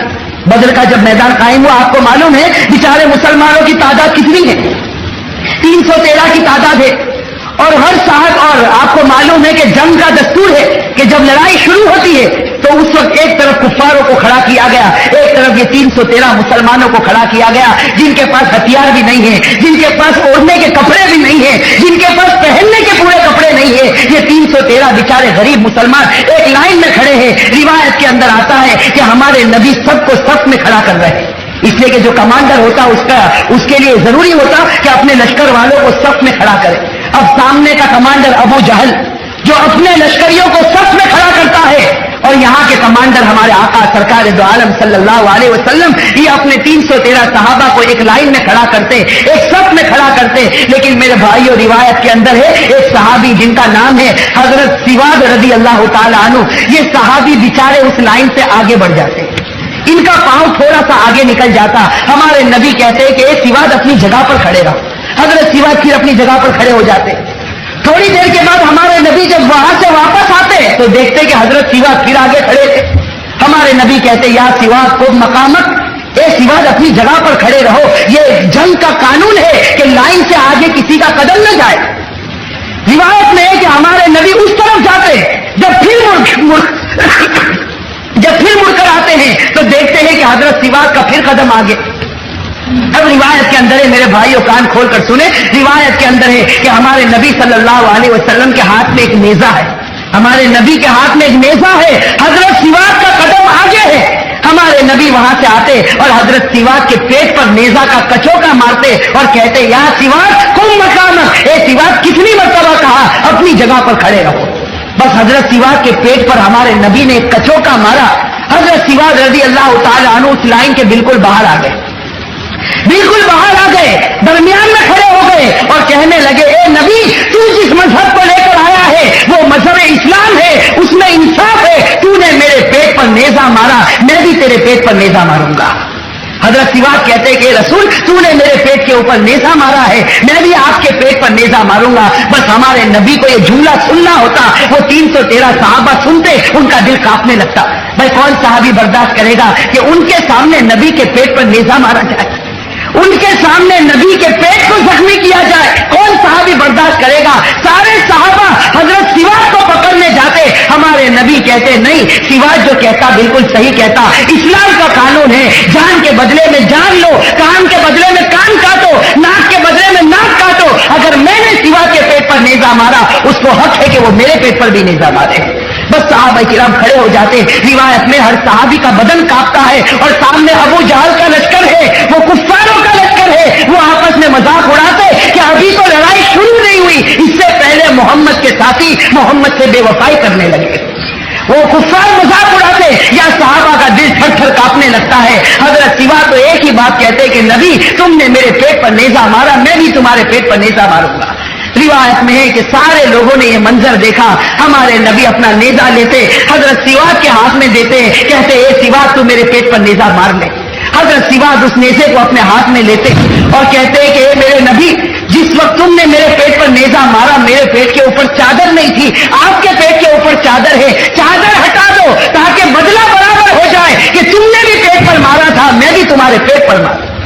میرے بھائیوں سوچو وہ کیسا منظر ہوگا، وہ صحابہ کا دل کیسا دھڑکتا ہوگا، وہ کفار کیسی مذاق اڑاتے ہوں گے، اور ہمارے نبی پر کیا گزرتی ہوگی۔ ہمارے نبی کھڑے ہیں، حضرت سواد کھڑے ہیں، ہاتھ میں نیزہ ہے، سارے صحابہ دیکھتے ہمارے نبی اپنی چادر مبارک اتارتے، ہمارے نبی کی چادر اترتی ہے، حضرت سواد دیکھتے ہیں، حضرت سواد کے ہاتھ میں نیزہ ہے، حضرت سواد اس نیزے کو زور سے پھینک دیتے ہیں اور سیدھے ہمارے نبی کے پاس جاتے اور ہمارے نبی کے بدن سے چمٹ جاتے، ہمارے نبی کے بدن سے چمٹ جاتے اور ہمارے نبی کے پیٹ مبارک